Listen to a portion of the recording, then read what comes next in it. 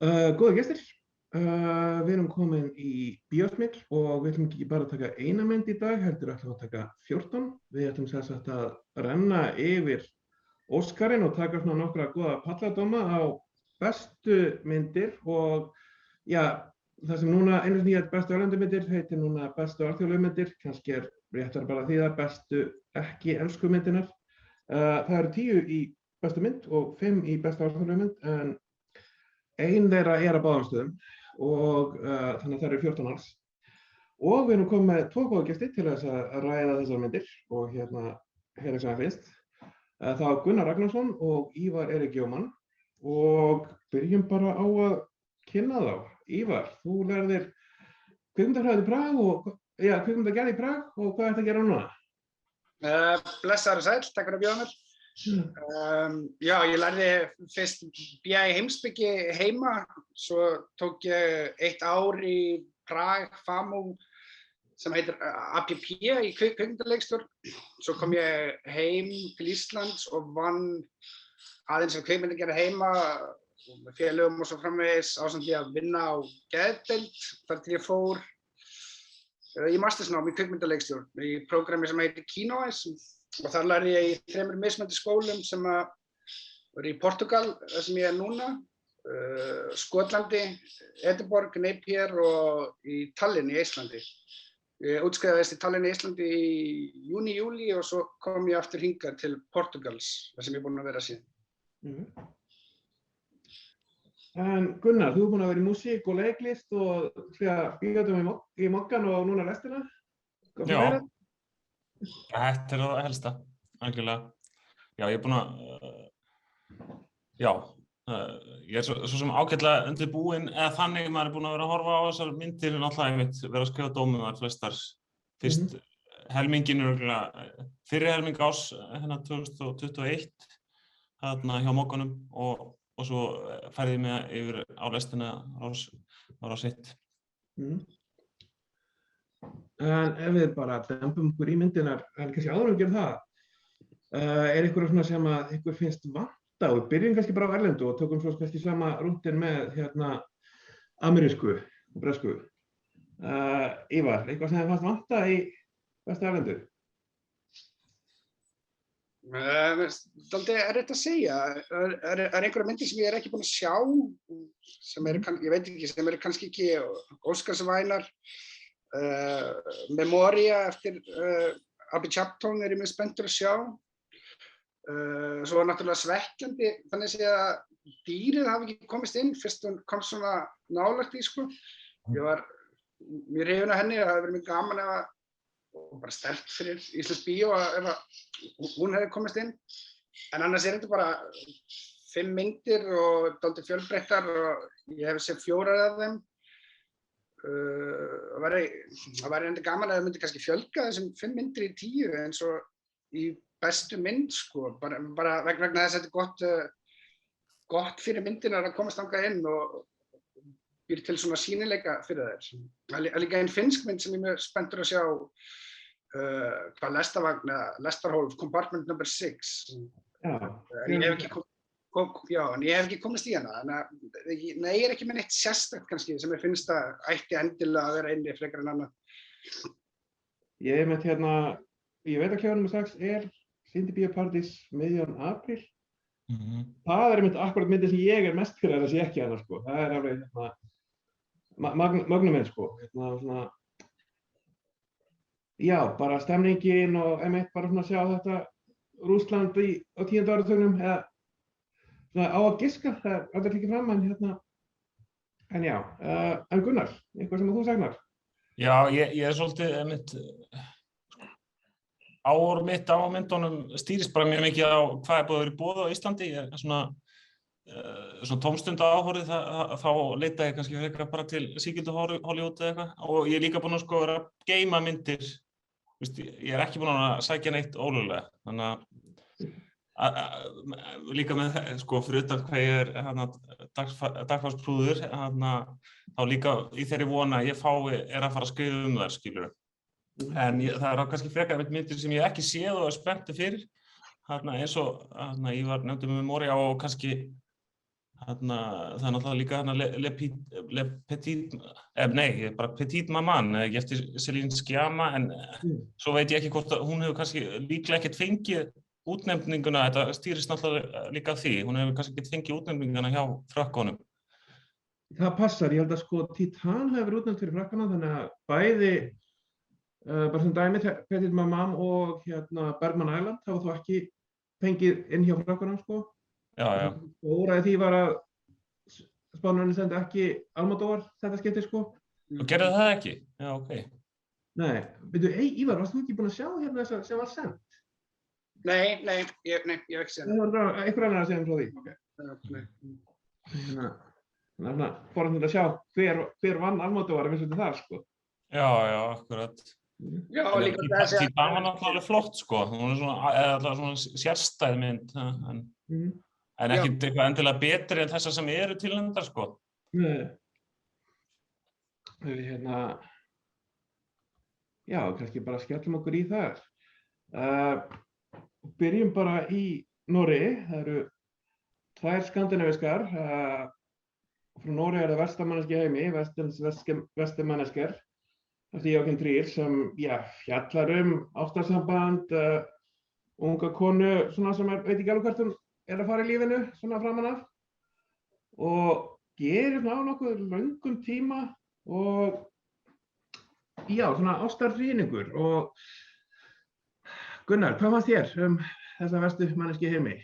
Já, þetta ég sá hana Riff, og hann var náttúrulega gestur Joachim, og mér fannst það bara rosa svona fjörug, þó hún sé náttúrulega líka, tekur líka á þungum málum lífsins, en bara svona kvik, einhvern veginn, frásögnin og bara öll kvikmyndagerðin. Minni mig, fyndin líka svona, minni mig á svona Terms of Endearment og Stealing Magnolia, svona bandarískar kvennamyndir frá 80s og 90s. Það er svo skáldsögulegt, sko, að þessar bandarísku myndir eru pottet aðlaganir, sko, af bókum, og þannig að það fjallar svona margra ára skeið í lífi manneskju, og hún, mér finnst líka fylgja því svona frásagna mynstri, sko, hún kannski misti mig aðeins, mér fannst þetta svona formúlukennt, sko, í endan, hvert það fer verður, svo ég spoili aðeins, en ég reyna að spoila sem minnst, það verður andlát hjá mikilvægri persónu. Og í þessum Terms of Endearment og Stealing Magnolia, þá er alltaf aðalpersónan, sko, sem deyr. En er hann smá, það er eiginlega búin að tvista frá þeim, þá í staðinn fyrir að hún eigi vink, þessi aðalpersóna hver persóna virðist ekki eiga neina vinkonur, það eru bara kæristar í staðinn. En já, mér finnst það, hún er náttúrulega líka bara mjög leikin mörg svona, einhvern veginn svona, bara moment, senur sem eru bara svona mjög svona, einhvern veginn raunsannar lífinu. Flott síkvensi með þegar hún er að halda framhjá, eða þú veist, er að fara í partí og hittir gæjan og þau eru eitthvað að flörta til dæmis, það var mjög flott, fannst mér. Ívar? Já, ég var mjög spenntur fyrir að sjá þessa mynd, sko. Ég hef haft svona temmilegan áhuga á verkunum hans, Joachim Trier, sérstaklega Oslo 31. ágúst. Mér finnst það alveg bara svona framúrskarandi mynd, ótrúlega hrifin af henni, þung og raunveruleg og fjallar á rosalega fallegan og svona hressandi hátt ungt fólk í dag sem og dálítið svona öðruvísa hátt en maður sér kannski í Hollywood eða í svona aðeins meira mainstream bíói, sko. Mér finnst það algjörlega stórkostleg mynd og svo fékk þessi mynd svo góður viðtökur að ég var búinn að bjóst við mjög miklu en varð fyrir svona smá vonbrigðum, sko. Ég get alveg tekið undir að þetta sé sterk mynd og margt vel gert og á sérstaklega svona góð moment, sko. Til dæmis þetta moment sem að Gunnar er að vísa í og svo sena sem sem í garði við spítal og tengist þessari senu þessu andlati sem að Gunnar minnist á. En það líka svolítið fyndið að Gunnar skuli minnast á þetta að hann hafi ekki átt neina vinkonur aðalpersónan og ég saknaði þess alveg gríðarlega og mér fannst kannski dálítið skrítin ákvörðun að öll hennar sjálfsmynd miðaðist svona mikið út frá kærastunum, mönnunum og mér fannst ég sem áhorfandi komast miklu nær í rauninni sko viðfengum hennar sem eru mennirnir í myndinni og kannski meira fúlt í þeim heldur en aðalpersónunni sjálfri sem náttúrulega meðvitað passív og í tilvistarkreppu en mér fannst þetta miður dálítið yfirborðskennd þessi aðalpersóna. Mér fannst margt vel gert en kannski eitthvað vant upp á líka. Já, ég var eiginlega pínu sama stað og ég var sko, ég var spenntur og var fyrir smá vonbrigðum og það kannski bara mér finnst einhvern veginn Trier bara betri í þunganum. Og þess vegna fannst mér eiginlega endirinn bestur, svona hreinlega út af því að þá var kannski ákveðin formúl í honum og þá var samt bara, þarna var hann á heimavelli einhvern veginn sko. Og í léttleikunum þá gerir hann rosalega flott að segjur. Þú veist eins og þegar að tíminn stöðvast og og það eitthvað svona sveppatrips hérna líka sko, sem eru frábær út af fyrir sig. En það var einhvern veginn sko, hann nær ekki sko dýptinni í aðalpersónuna. Og einmitt, þess vegna einhvern veginn svona, hún sé ógeðslega vel leikinn. Og þú veist, í sjálfu sér forvitnilegu sagnarsögur en það einhvern veginn bara vantar að, já dýptin kemur kannski endan, hún kemur, þá er maður búinn að vera með henni í 90 mínútur sko. Já, ég upplýði hana mjög svipað sko. Og ég horfði líka á hana með kærastunni minni og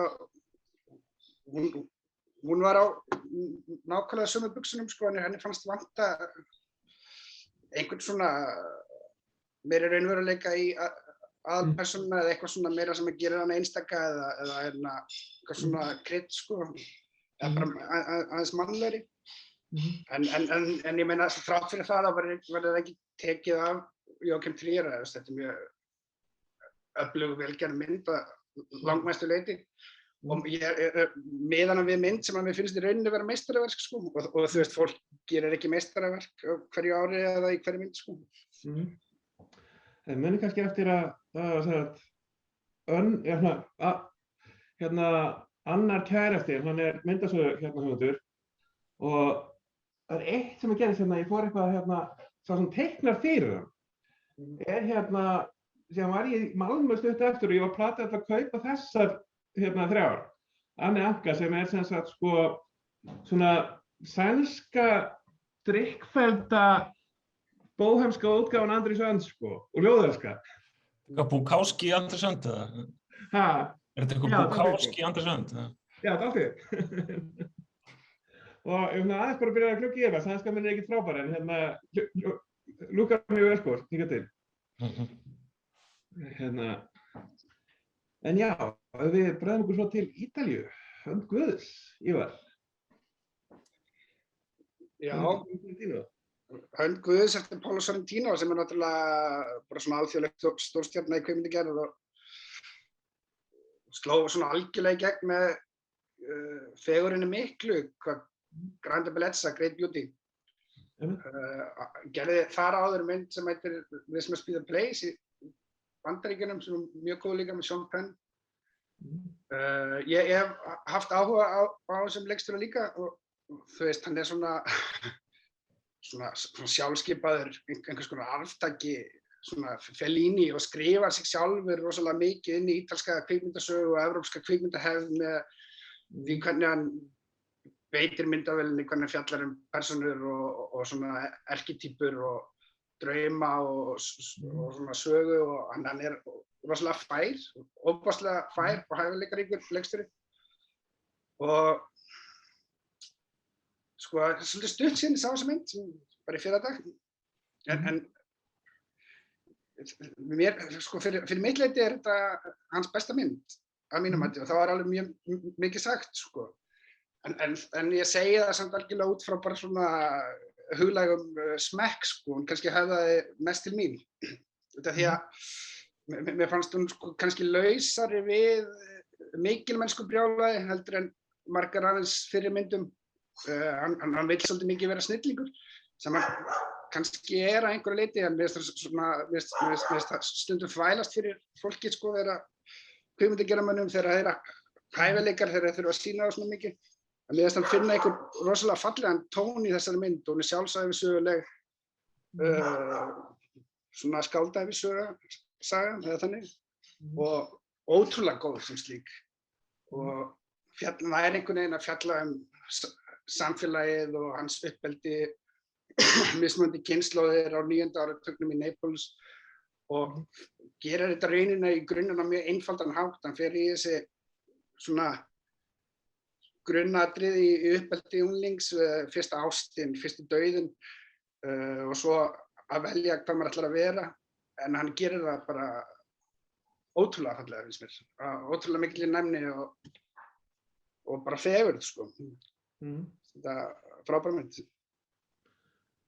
Já, bara svo, ég glemdi að kynna hann alveglega, þetta titillinn vísar bara í þessa fræga hönd Guðs hjá Maradona og hún gerist hjá Napoli, þannig að það eru allir og byrjar eiginlega þegar Maradona svona við það að vera keyptur til Napoli og en sjálfsægusögð alpersónunnar og svona snýst ákveðin hverfi hans lífi og bara mjög svona skrautleg persónugallerí í Napoli. Og sko ég hef eftir að sjá, eina stórmyndir sem ég fór framhugað var Great Beauty, en við erum betri heldur en þessar amerísku sem ég bara sjá með honum. This Must Be the Place og Youth sem ég fannst einhvern veginn sem frekar misjafnleikunin. En já, það bara eitthvað, þú veist, þetta eitthvað brjála persónugallerí og þú veist, svo nærur mann einhvern veginn sko betur seinni hlutann. Að það var einhvern veginn svona fyrst að skemmta sér yfir svona skemmtilegu karakterum sko, að sé hægt og rólega fer fókusinn á hann og svona ákveðin lykilsambönd sko, sem að kemur þungi í sko. Og svona, já, svona eins og pínu svona hægt og rólega súmmar myndin í fókustillir sig sko, og verður að leyfa sér samt að hafa allt opið líka í lokin sem var pínu fallegt sko, hvert þessi strákur fer, þú veist, það einhvern veginn ekki gefið upp myndinu þó að maður getur náttúrulega, þú veist, flett upp svona tínu sjálfum á internetinu sko, eftir á. En Gunnar, hvað fannst þér? Já, þetta náttúrulega, hún á Netflix, þessi mynd, sem náttúrulega líka mjög áhugavert fyrir svona eitthvað alþjóðlegan höfunda leikstjóra. Sko, já, hún kom mér mjög óvart, mér fannst það bara mjög skemmtileg sko, af því Grande Bellezza sko, fekk svona smá, það eina mynd sem ég séð eftir hann sko, ég hef ekki séð hérna, en langar að sjá það núna, það var svona ekki svona ofgnótt eða svona aðeins hedonisma eitthvað og þú veist, hún ótrúlega flott stílist og algjörlega saman og Ívar, hann rosalega flottur stílisti, en hún, að því hún svona, já, það meira sko, náttúrulega svona þennan miðaldra, þennan höfundastjörnu sem örugglega svona kvasi fulltrúi hans sjálfs í frásögninni. En já, þessi mynd náttúrulega sko Napoli líka sem sögusvið ótrúlega flott og ég hef kannski ekki séð það margar myndir þar sem maður í Napoli og bara hvernig hann myndar hana í þessu ótrúlega fallegt og langar að bara fara þangað. En já, þetta náttúrulega, þetta svona tilrausa listamanns sem ég verð að viðurkenna, ég afskaplega veikur fyrir, þannig að ég svona markkópur þarna og náttúrulega, en þetta líka kannski það sem ég gerði mig ekki spenntan kannski fyrir henni, að það var þetta hljómar og þetta rosalega svona erketýpísk, hann að fylgja bara í þessar arfleifð kalla höfunda að fjalla eigin að missa syndóminn. En já, en hún bara, mér fannst hún mjög skemmtileg, hún náttúrulega algjör blossandi Greta í þessari mynd, en á líka samt ótrúlega, þú nefnir persónugallerí, ótrúlega skemmtilegar líka persónur og kvenpersónur, mjög fjölbreyttar og skemmtilegar og bara, já, ég ekki heldur alveg búin að melta hana kannski, það væri gaman að skrifa hana eða svona prófessum hana meira sko, en bara svo margir skemmtlegir kaflar og náttúrulega svona líka með fótbolta, Maradona, tenginguna, þetta tikkar einhvern veginn í mörg box hjá manni. Og svo líka skemmtilegt sko að því við tölum Fellini að það náttúrulega ávarpað beint í myndinni, þú veist, Fellini að kasta eitthvað og bróðir hans að reyna að komast í Fellini mynd og þá hafðar eftir þessar línur realisman, bara ekki eitthvað, realismin sé svo leiðilegur eða þú veist. Já, eða raunveruleikinn segir það bara. Já, raunveruleikinn sé leiðilegur og þú veist, og þetta náttúrulega líka til að setja þetta svona manifesto fyrir Sorrentino náttúrulega, sem finnst líka skemmtilegt sko upp að hann að sviðsetja í líf og svo greinilega að taka sér skáldarleyfi og það finnst mér líka bara svona skemmtilegt upp á ákveðna senur og þú veist bara hvernig þær eru sviðsettar einhvern veginn að því það verður líka til svona smá svona artifice eða svona, hann ekki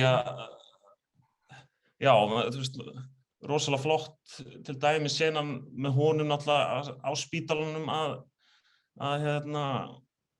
fá fregninar af andláti foreldra sinna sem ég má í spilli hérna, það líka kynningarefninu myndina og svona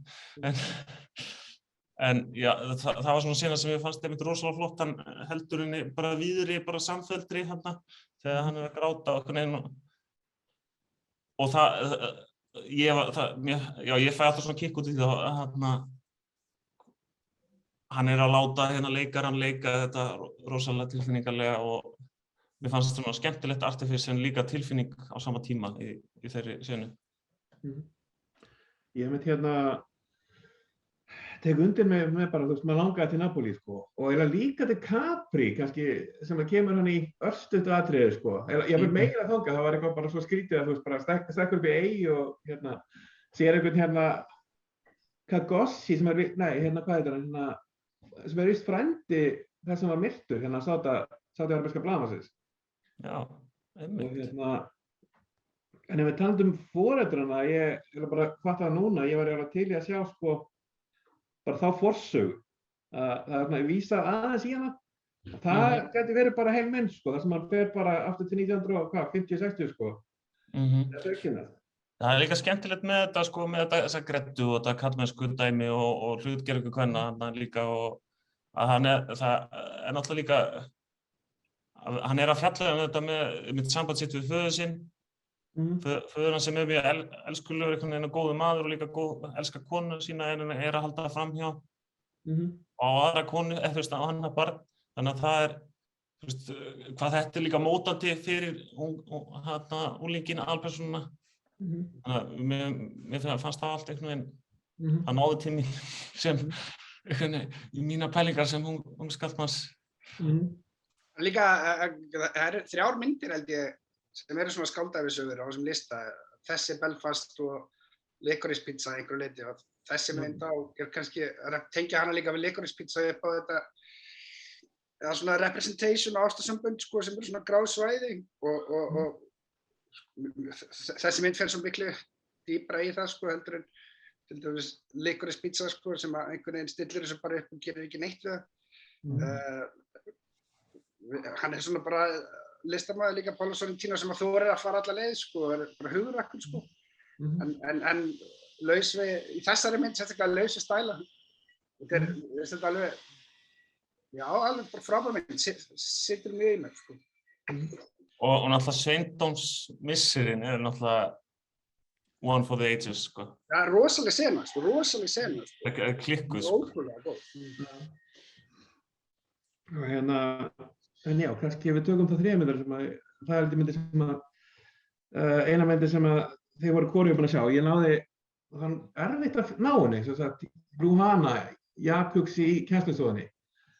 Og ég fann hana mjög afskektileg vídeólögu Og sko, bara talandi með mynd Napoli sem sögusvið, þarna skiptir sögusvið öllu máli sko, og titillinn mjög bókstaflegur, Luhana þessi staður sem fara á og það á ákveðnum tímabóti bókstaflega Jakubs í kennslustofunni og þetta ég veit ekki alveg hvað þessi mynd að gera á þessu lista sko, þetta rosalega sko bara þetta rosalega frumstætt bíó þetta eiginlega bara eins og, þú veist, suma myndir bara íslenska kvikmyndavoninu kannski sem að bara var engin peningur og, þú veist, í sumum tilfellum engin peningur og fáir sem að viss alveg hvað það voru að gera. Og það er líka kannski, það er kannski slappið fyrir horn í kvikmyndagerðinni sjálfri, þetta er bara svona mjög einfalt en svo sem virkar, þetta eru bara flott svona, flott landslag og það. En bara handritið er eitthvað svo, þú veist, alveg bæði numbers klísjur, sko. En það sem þó bjargar henni er bara, þú veist, að þetta er dálítið, bara hvað þetta er afskekt. Þetta fjallar um kennara sem að, þú veist, er á 3. eða 4. ári í 5 ára svona einhvers konar kennslu, bæði kennslunámi með einhverju svona starfsreynslu, sko, og er bara sendur til Wuhan sem að náttúrulega Bútan sjálft nóg afskekt, en þessi borg þetta smáþorp sem er 4.000 metra hæð og það er, sko, fyrsta helmingurinn myndinni eru þeir bara, röltað hann upp eftir, sko. En síðan þegar þeir eru komin í þennan furðulega afskekkta bæ, þá verður hann bara interessant út af, sko, þú veist, persónugallerí af áhugaleikurum, sko, bara frá staðnum. Þannig að kannski svona hálfpartinn maður svona, hún kannski virkar maður svona, setur sig í þann gír að, þú veist, þetta er hálfgert þetta er eiginlega frekar eins og, sko, heimildumyndum áhugaleikhús. Bara út í en þú veist bara, já, að sjá, þú veist, bara þessi veðruðu andlit, að sjá þessi, sko, þú veist, það er ekki rafmagn og það er alveg bara eins og það er, sko, eða sá, svona, rafmagn einu sinni á mánuði, sko, og þetta er sumari, sko, þannig að kennarinn þarf að fara heim áður en að frystir, sko, með það er hægt. En já, svona, ég myndi segja kannski svona mynd sem er kannski ástæða til þess að kíkja á bara út frá mannfræðilegum og landfræðilegum áhuga frekar en kannski kvikmyndagerðinni. Þetta er forvitnilegt. Af hverju þessi mynd fær sko atkvæðin? Já. Hvernig þetta virkar bara þessi akademi og það, sko? Já, það er svo sem, ég heyrði eitthvað með erlendu, sko, það er eitthvað svona flókið system sem er nýlega komið á, sem álega tryggja, sko, bæði svona crowd-pleaser og það sem fá best, og svona erfiðu myndir sem fá bestu dómar að komast inn, að það er eitthvað svona tvöfalt system til þess að, koma bestu myndunum báðum áttum inn, sko. Já. En hvernig þessi komst inn, það er erfitt að segja. Kannski bara langar alltaf í fjallgöngu til Bútan.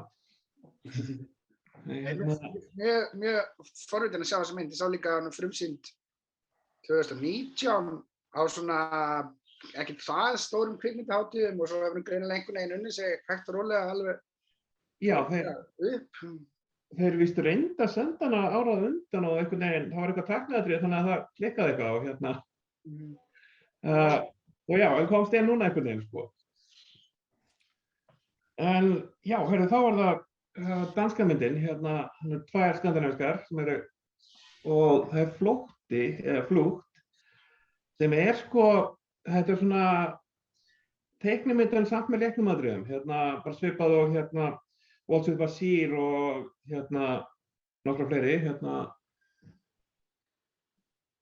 og já, fjallar bara flóttamann frá Afganistan og þannig að pínu út af því sem hún er teiknað að einhverju leyti, sko, það er öllum nöfnum breytt, þannig að þetta er í rauninni heimildamynd, en hún er í sjálfu sér, nöfnum á öllum eru breytt út af því að ákveðnir einstaklingar þurfa svona að njóta nafnlindar, sko, en síðan eru síðan eru atriði sem er ekki teiknuð, það sem er bara, sko, í rauninni frá til dæmis Afganistan 1980 eitthvað, 1984 cirka, og þegar hann er strákur. Og síðan skiptir yfir á hann og þá er teiknað, sko. Og já, þetta er sjálfsög bara svona flóttamannasaga, þar sem hann hrekst til frá Afganistan til Moskvu og loks til Danmerkur. Ívar, hvernig fannst þér? Já, jákvæður í dag, sko, kannski bara ástæðan svo að við byrjum á góða myndunum, en mér finnst hún frábært, það er mjög góð. Þetta svona mjög dramatísk frásögn af svona, þú veist, ótrúlegri, í raun ekki ótrúlegri, bara nokkuð algengri sögu fólk sem þarf að flýja á flótta út af stríðum og svo bætist þetta element inn í að hann samkynhneigður líka, sko. Þetta svona, ef þetta væri allt sett í fiksjónumynd, þá var ég svona, þetta ekki aðeins mikið einu, en það sem þetta þú veist, sem saga og allt það, þá þetta bara merkilegt og fallegt og hún náttúrulega gaman eða svona gott fyrir myndina að sé svona góð praktísk ástæða fyrir því að teikna hana, þannig að hún verður ekki svona gimmicky, sko, og einhvern veginn með þessari nálgun og líka nærveru leikstjórans í myndinni þá verður til eitthvað svona mjög mannlegur tónn, sko, þeirra sambandi og hvernig kvikmyndagerðar maður fjallar subjectið sitt og hvernig hann ber virðingu fyrir subjectinu sínu og leyfir subjectinu líka að hafa áhrif, sko, á kvikmyndagerðina og maður finnur fyrir svona góðum tengslum á milli og svona með þá ástæði, þú veist, að segja sögu manns og vera með skilaboð til alheimsins, bara, þú veist, pólitísk skilaboð sem hægt að öskra hátt eða hvísla fallega, sko, og hann gerir það einhvern veginn á hann síðnefnda hátt, sko, og nær manni bara mjög vel og bara ristir djúpt og svona, maður bara í svona táraðist og allt, sko. Þetta svona voðalega falleg mynd, mjög góð. Gunnar, hvernig það séð? Já, ég var líka, hún hreyfði mér á nefna, sko. Hún náttúrulega slær met Óskarnum. Hún tilnefnd sem besta erlenda og besta heimilda og besta teiknimynd. Það var aldrei gerst áður. En já, það ánægður mjög mikilvægt að þetta sé að leikstjórinn sé líka inn í, sko, frásögninni, setur sig inn og að þeir séu svona bestu vinir í raun að einhverjir úr skóla í Danmörku, leikstjórinn og viðfangsefnið, aðalpersónan. Og hún kannski líka, þetta svona, hún kannski lygilega því að hann náttúrulega svona Hollywood saga af flóttamenni því að hann náttúrulega svo mikið svona, verður svo mikið success. Svo milljón manns náttúrulega sem það endur ekki svona vel. En jú, og maður myndi ekki, ef þetta væri skrifað handrit eða skáldskapur, þá var þetta einhvern veginn, myndi maður ekki trúa þessu. En já, hún og svo þetta hún bara á þennan máta, þennan frásögn setur hún bara, gerir sjónarhornið svo kraftmikið. Maður fer svo mikið inn í bara þessa reið hjá honum og þetta náttúrulega bara svo ótrúlega dramatískar aðstæður og svo líka náttúrulega svona hliðarsögur í þessu sem náttúrulega rosalega sorglegar, eins og senan í Moskvu þegar í seinna skipti hann og bróðir hans og lendi í þessum löggubíl og það önnur flóttamannastelpa og hún verður fyrir ömurlegum örlögum bara eitthvað og það náttúrulega bara, maður veit ekkert meira hana en það bara einmitt bara hvað veröldin grimm fyrir eftir hvaða vegabréf maður með, sko. Við vinnum einmitt hérna að hann held ég tryggður þessi flóttamaður sem með handritshöfundur líka, sko. Já. Náttúrulega undir þessu dulnefni, sko. Algjörlega. Og já, mér finnst hún svona, mér finnst einmitt, sko, þú veist, margar hliðarsögunar svo sterkar líka, þú veist, það var, eins og segja, þú veist, stelpan í bílnum, þessi strákur sem var með honum á svona flóttanum síðasta legginn og síðan hann aldrei aftur mann ekki eftir hvað hann heitir en mann samt svo sterkt allt, sko. Já. Og kannski sem kannski byrjar sem hliðarsaga verður kannski lykilsaga er náttúrulega það að hann í rauninni þarf að hagræða sannleikanum þegar hann kemst á sem Danmerkur og þannig að það byrjar kannski annar flótti, bara pínu flótti frá sjálfum sér þetta því að hann svo, þú veist, jafnvel þó sé áratugum seinna þá er hann ennþá hræddur að fólk komast að sannleikanum. og sannleikurinn þú veist, ég menna, þetta var alveg, þú veist, algjör hvít lygi bara, hann var í lífshættu en þú veist, hann yggir það, sko. Og já, bara þú veist, einhvern veginn bara svo mikið af sko svakalega sterkum senum og fyrir mína parta bara langt besta myndin í þessum flokki, sko. Einhvern veginn svona bara langt kraftmest og svona situr einhvern veginn langmest í manni, sko. Hún lotur rosa mikla hilli, sko, og ná mikið til dreifingu. Ég kannski glemt að taka fram, ég sko ritstýrði dagskrárpæklingi RIF svo hagsmunir en Flý var líka, hún var frumsýnd þar og bara greinilega vel valin á dagskrárdeildinni á hátíðinni, en svo var hún líka sýnd í Bíóparadís sem sko hluta af að því hún var tilnefnd þarna fyrir kvikmyndaverðlaun Norðurlandaráðs. Ég veit ekki hver vann, en mér... Stór umur, hvort hann finnst það svona að vinna, en ég þarf ekki alveg að með það. Já, mér þykir hann alveg líklegt nema að Trier hafi vunnið eða eitthvað, en mér finnst það alveg líklegt að þessi hafi vunnið, sko. Já, einmitt. Og talandi einmitt sko þessa þrennu að besta heimildamynd, besta teiknimynd og besta erlenda, að þetta samt þriðja myndinum í stuttum tíma sem sko ef ég man rétt sem sko bæði heimild og erlenda, það eiginlega eitthvað nýtt trend, sko. Honeyland, makedónsk var fyrst til þess bara fyrir 3 árum, held ég. Og bara rekt yfir rúmenska. Þannig að allt í einu svona lönd farin að senda heimildamyndina. Þannig að ég veit ekki, kannski ætti Ísland bara tækifæri að taka bara Sigurður Skjaldborgar næst og sjá hvað gerist. En Það má alveg auka hróður heimildagerða fólk sína hér á landi, sko. En heyrðu, þá erum við komin aðeiginlega, sko, lokapunktinum í þessum hluta og uppáhaldspunktinum í þennan hlutanum að taka Drive My Car sem sem sagt tilnefnd báðum megin sem svona verða algengara, knattspyrna eru 10, en ég meina Parasite vann fyrir 2 árum síðan. Japansmynd byggð á smásögu eftir Murakami sem svona líka orðið algengt, að Burning var það náttúrulega líka fyrir kóreska myndin fyrir svona 3 árum síðan. Og já, fjallar leikstjóra sem að missi konuna sína og fer svo að setja upp eitthvað Tjekhov-leikrit og fær bílstjóra sem að titillinn vísar rauninni til. Að það er pínu þröng og uppáhaldna, hann vill keyra sjálfur, sko. En það var ekki einhver tryggingamál eða einhver fjandinn, sko, sem verður til þess að hann fær hennar bílstjóra sem ung stúlka svona tvítugt, sko. Og já, Gunnar, hvernig fannst þér þessi rúndur? Ég held áfram að segja, ég sá hana fyrst á RIF. Hún komin núna líka í Bíóparadís, ég hlakkaði mig til að horfa á hana aftur að því ég ætla að skrifa hana.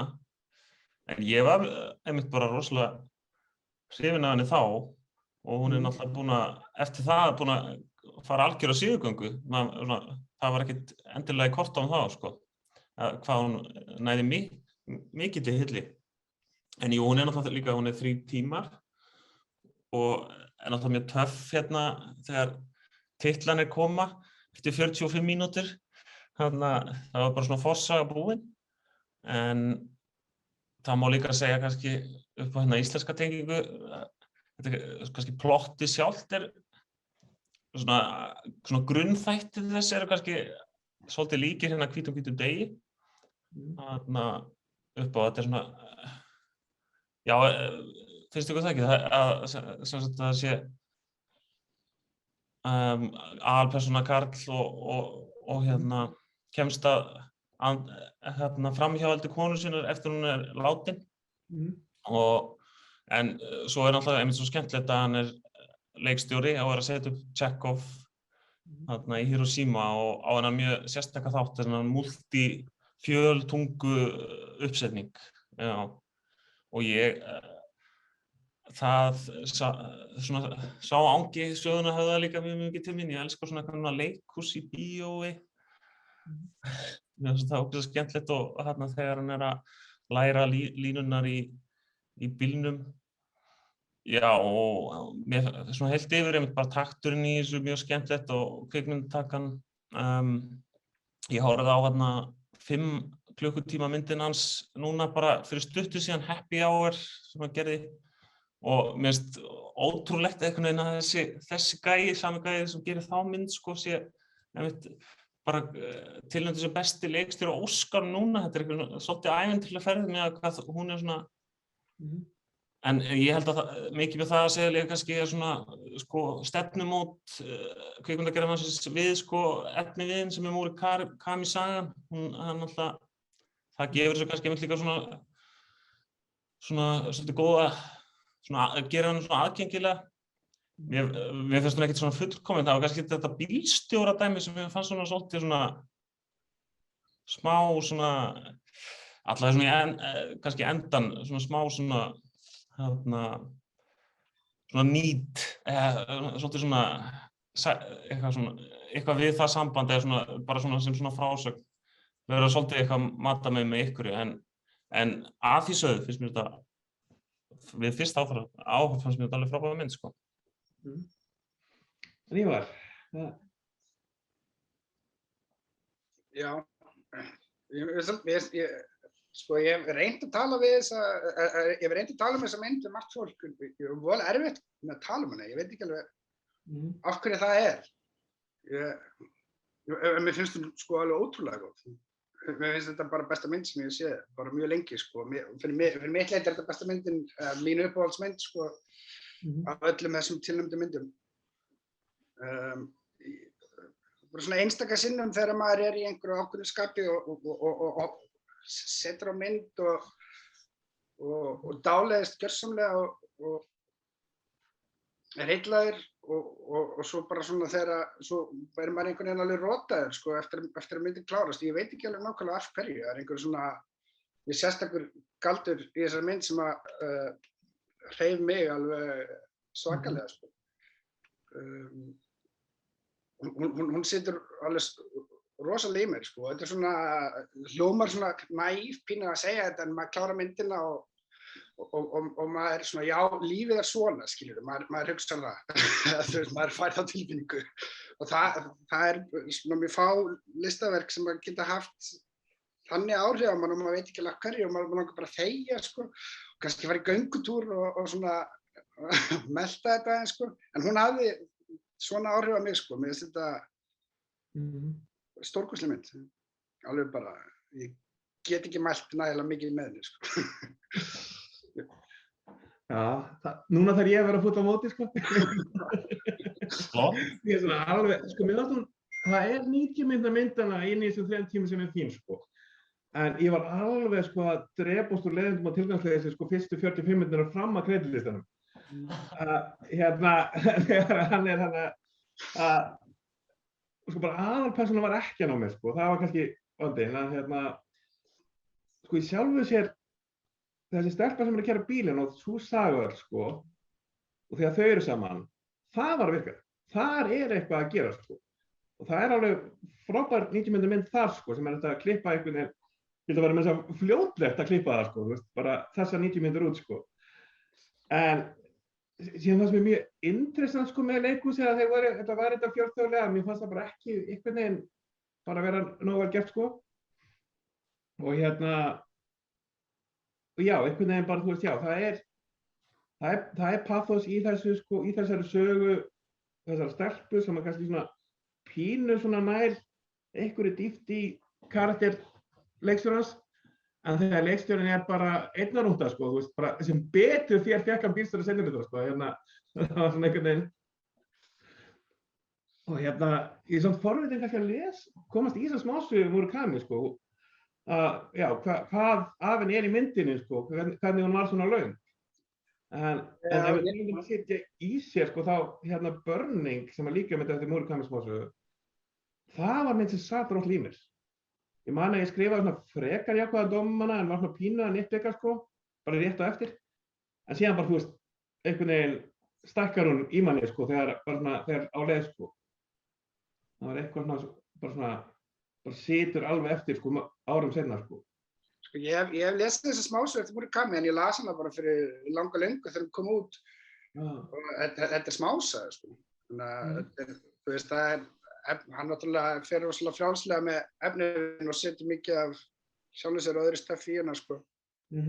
En já, svo sem ekki til sem heitir að vera fúll á móti, listaverk bara verka mismunandi á mismunandi fólk, þannig að það náttúrulega bara besta mál, sko. En heyrðu, þá erum við komið með, og aðeins byrjar á bestu myndum, bestu ensk-amerísku myndunum pluss japansku. Kannski áður en við förum í hinnar nýju, eitthvað sem ykkur finnst vantar svona í þær? Einhver masterpiece sem eiga að vera lista? Ég myndi segja kannski, afsakið, þannig sko,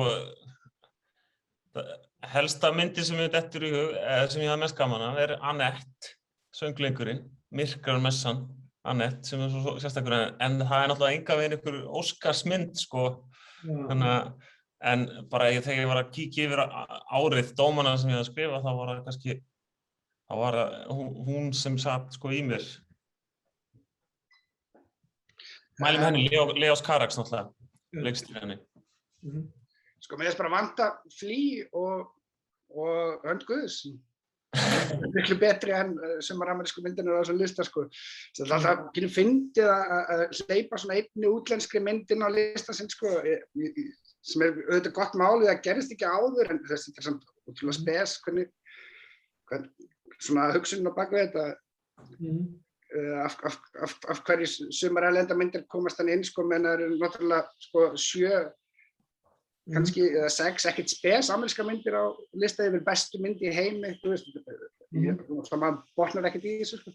Já, það er náttúrulega bara, þú veist, peningar og pólitík og það, þú veist, að náttúrulega vera tilnefndur á Óskarnum eða vinna Óskarinn er náttúrulega bara kosningabarátta, bara kosta pening og ég held að Parasite fólkið, sko, teymið, þau voru í LA, skilurðu, bara í 3-4 mánuði í aðdragandunum, þú veist, þó að þau hafa náttúrulega ekki verið með eitthvað þvílíka fjármuni, held ég, þá, þú veist, þá unnuðu vinnuna. Já, einmitt. Og ég man bara tengt því, sko, þegar Moonlight og La La Land, sko, þú veist, það dramalt, sko, það komur inn ljós eftir á bara, þú veist, það var ekkert leikja, þau voru hann í bestu vinnur, þau voru bara að vera á rútinu saman svo lengi, sko. Leikstjórn og kannski eitthvað litið teymið. Já, ég hef tengt undir einmitt með þú veist, náttúrulega með, þú veist, kannski með Flea og Hönd Guðs, maður kannski býst varla við þeim, sko, en kannski af þeim sem svona af amerísku myndir sem kannski voru raunhæfar, þá ég hef haft gaman að sjá Green Knight-ana, sko, og ég tek undir með Annette, og svona Green Knight kannski bara svona, kannski endilega besta myndin heilt yfir, en bara svona fyrst þeir eru með slott fyrir svona eina fantasíumynd, sko, þá hefði ég helst verið sjá hana. Ég svona hélt að Frans Displas myndi komast, en Ég átti vonað því líka. Það hefði kannski verið gaman að sjá myndir eftir konu, og kannski hefði Lost Daughter getað komið til greina. Já, hann Það kom nú smá óvart að hún hefði komist, að hún með besta handrit og hún að vinna, var ekki Gyllenhaal, var ekki Spirits Awards, þannig að það er nú bara flott að hún sé ekki að gera gott game annars staðar, sko, En ef við byrjum bara á kannski bara á svona óreindustu leikstjórum, byrjum bara á Kóda eftir Sian Heder,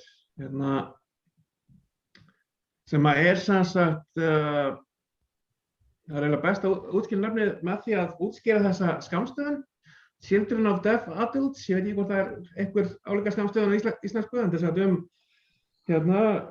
aðalpersónan er stelpa sem er eina heyrandi manneskjunni sinni fjölskyldu, bróðurinnar og foreldrar eru bæði heyrnarlaus og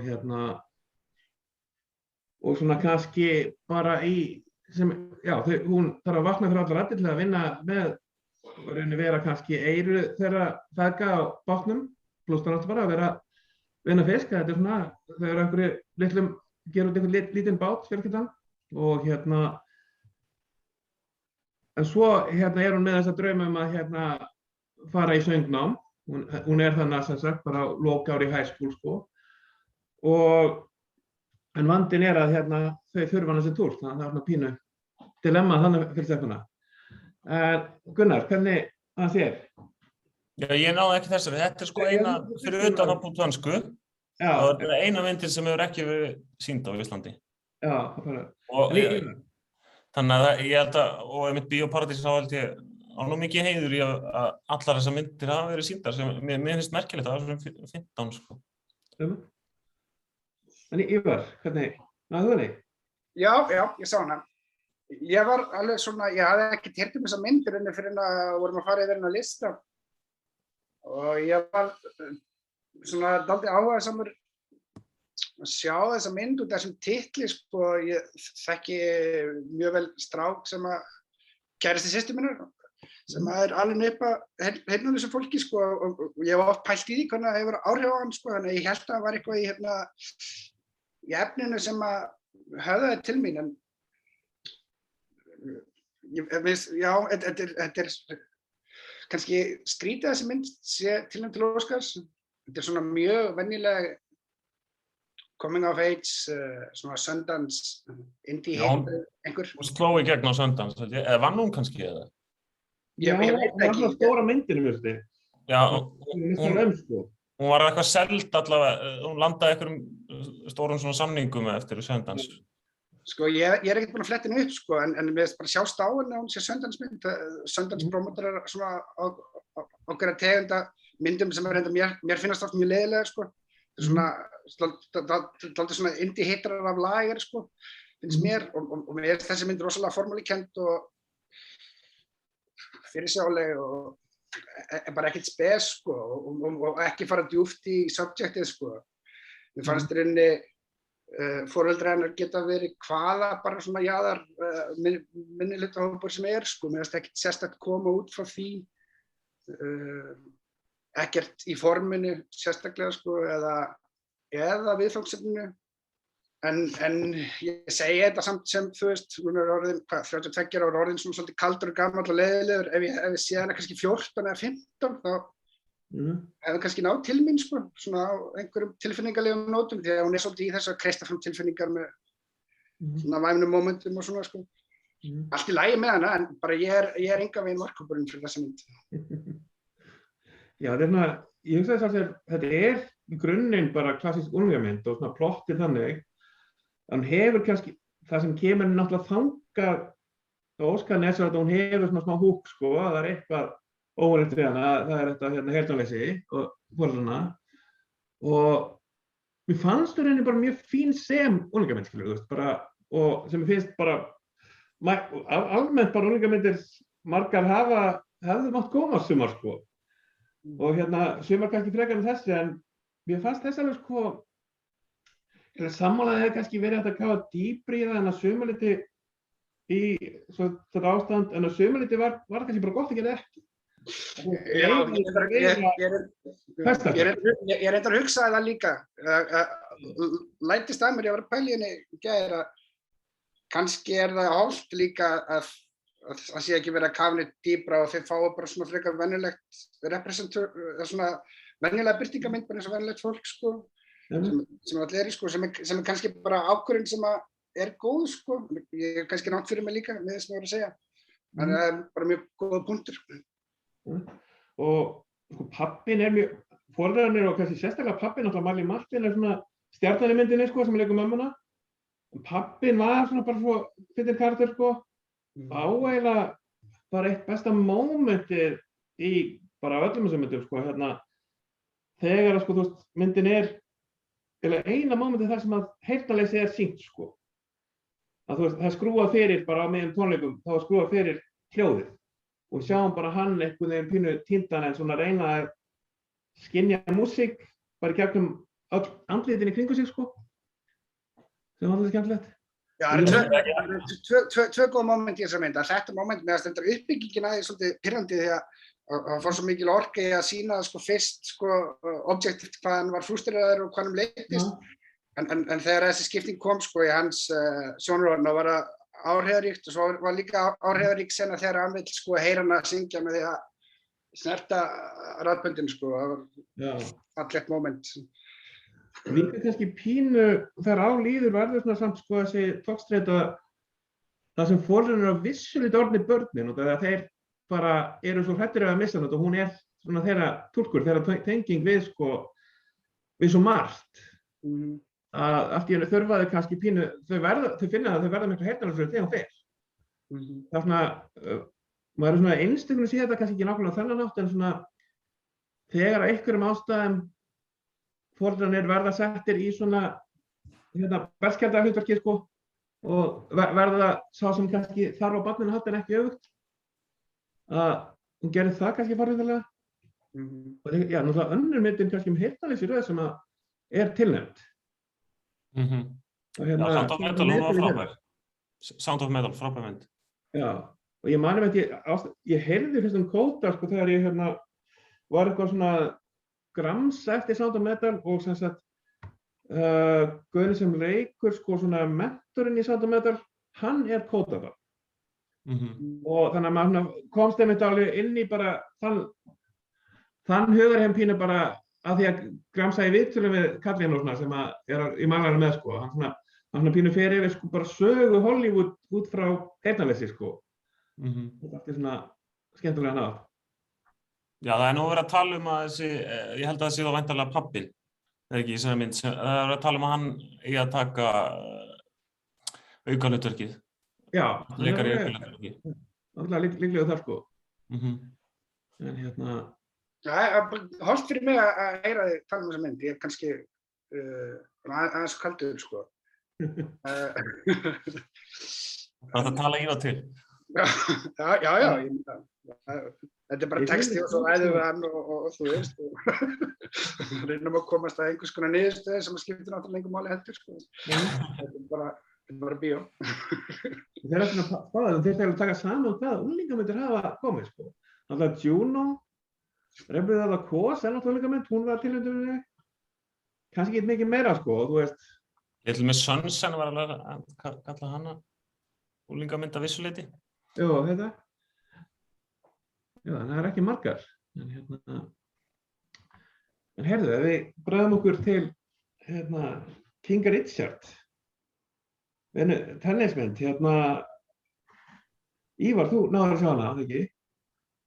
Jú, ég sá hana.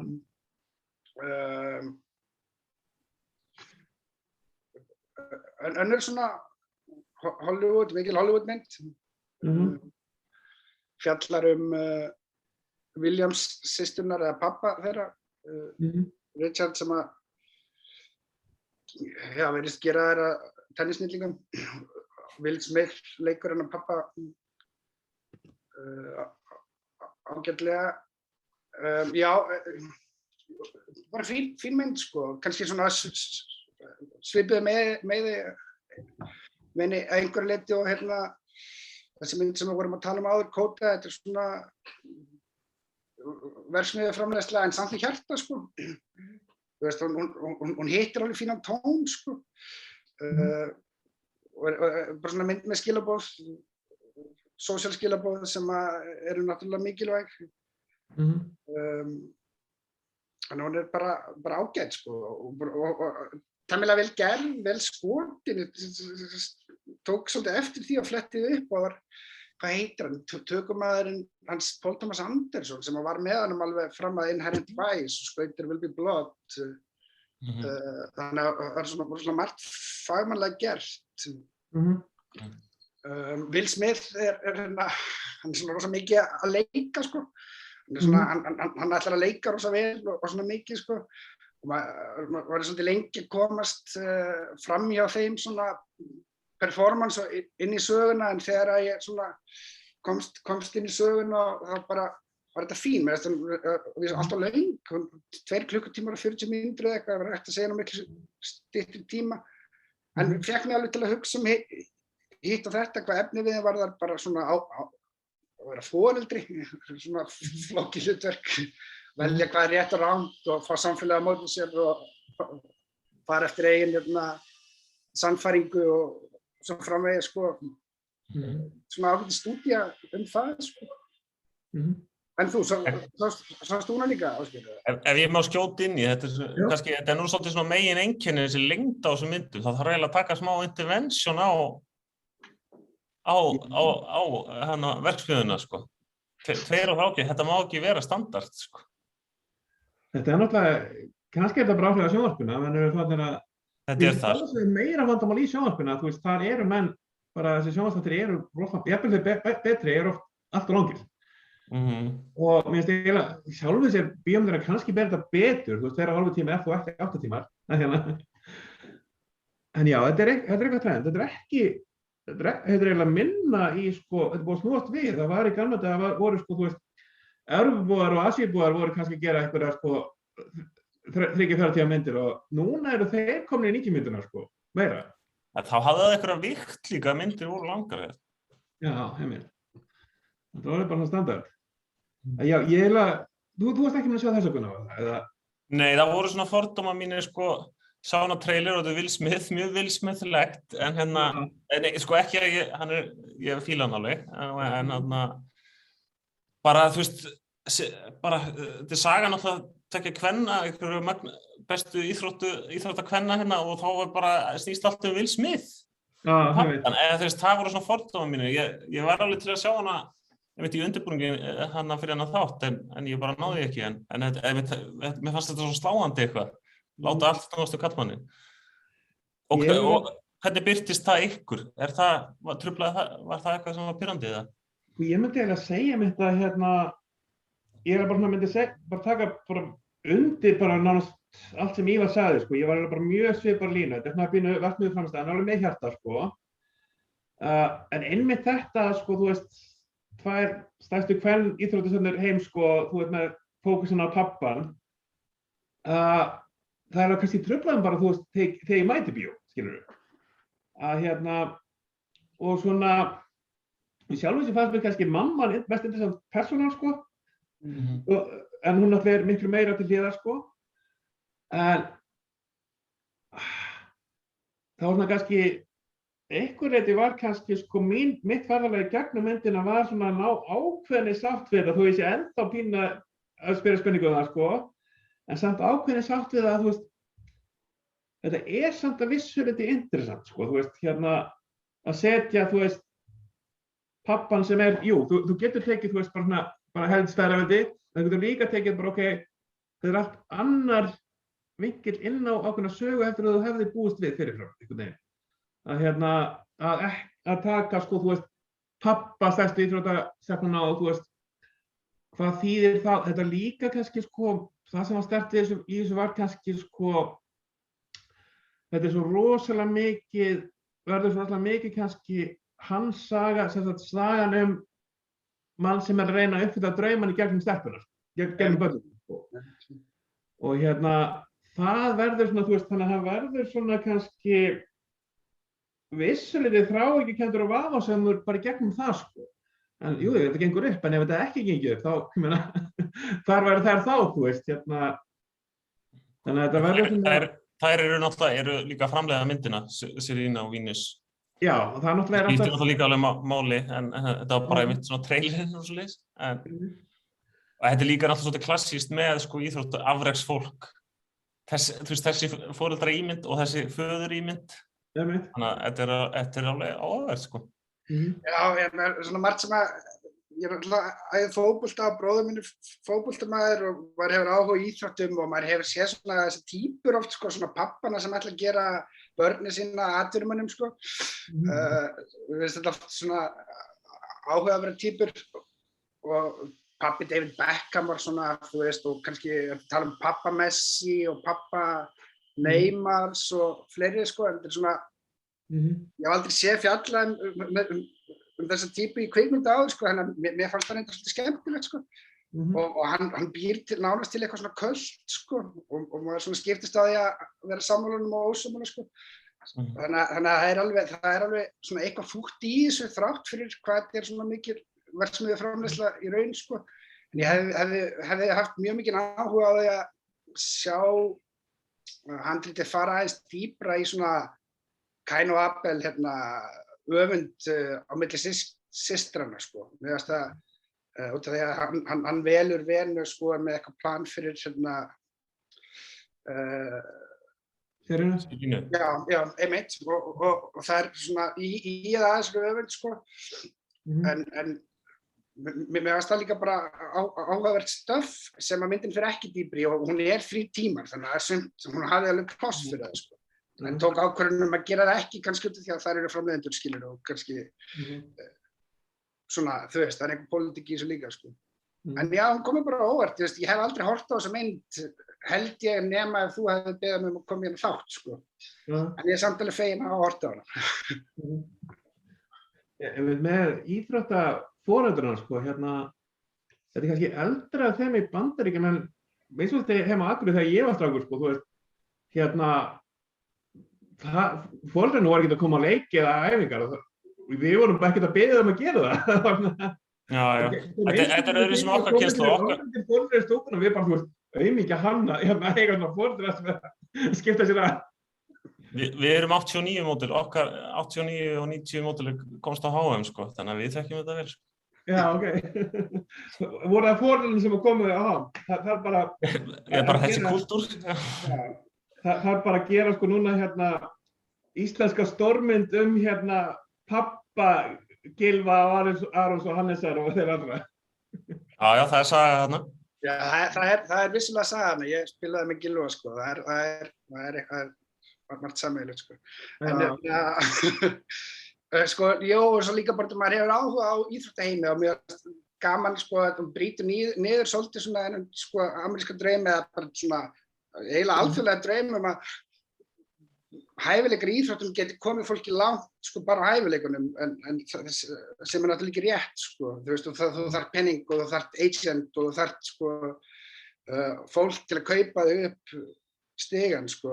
Og já, ég fyndi hvað ég hafði áhuga á mörg í þessari mynd í rauninni, sko. Margt ágætt, sko.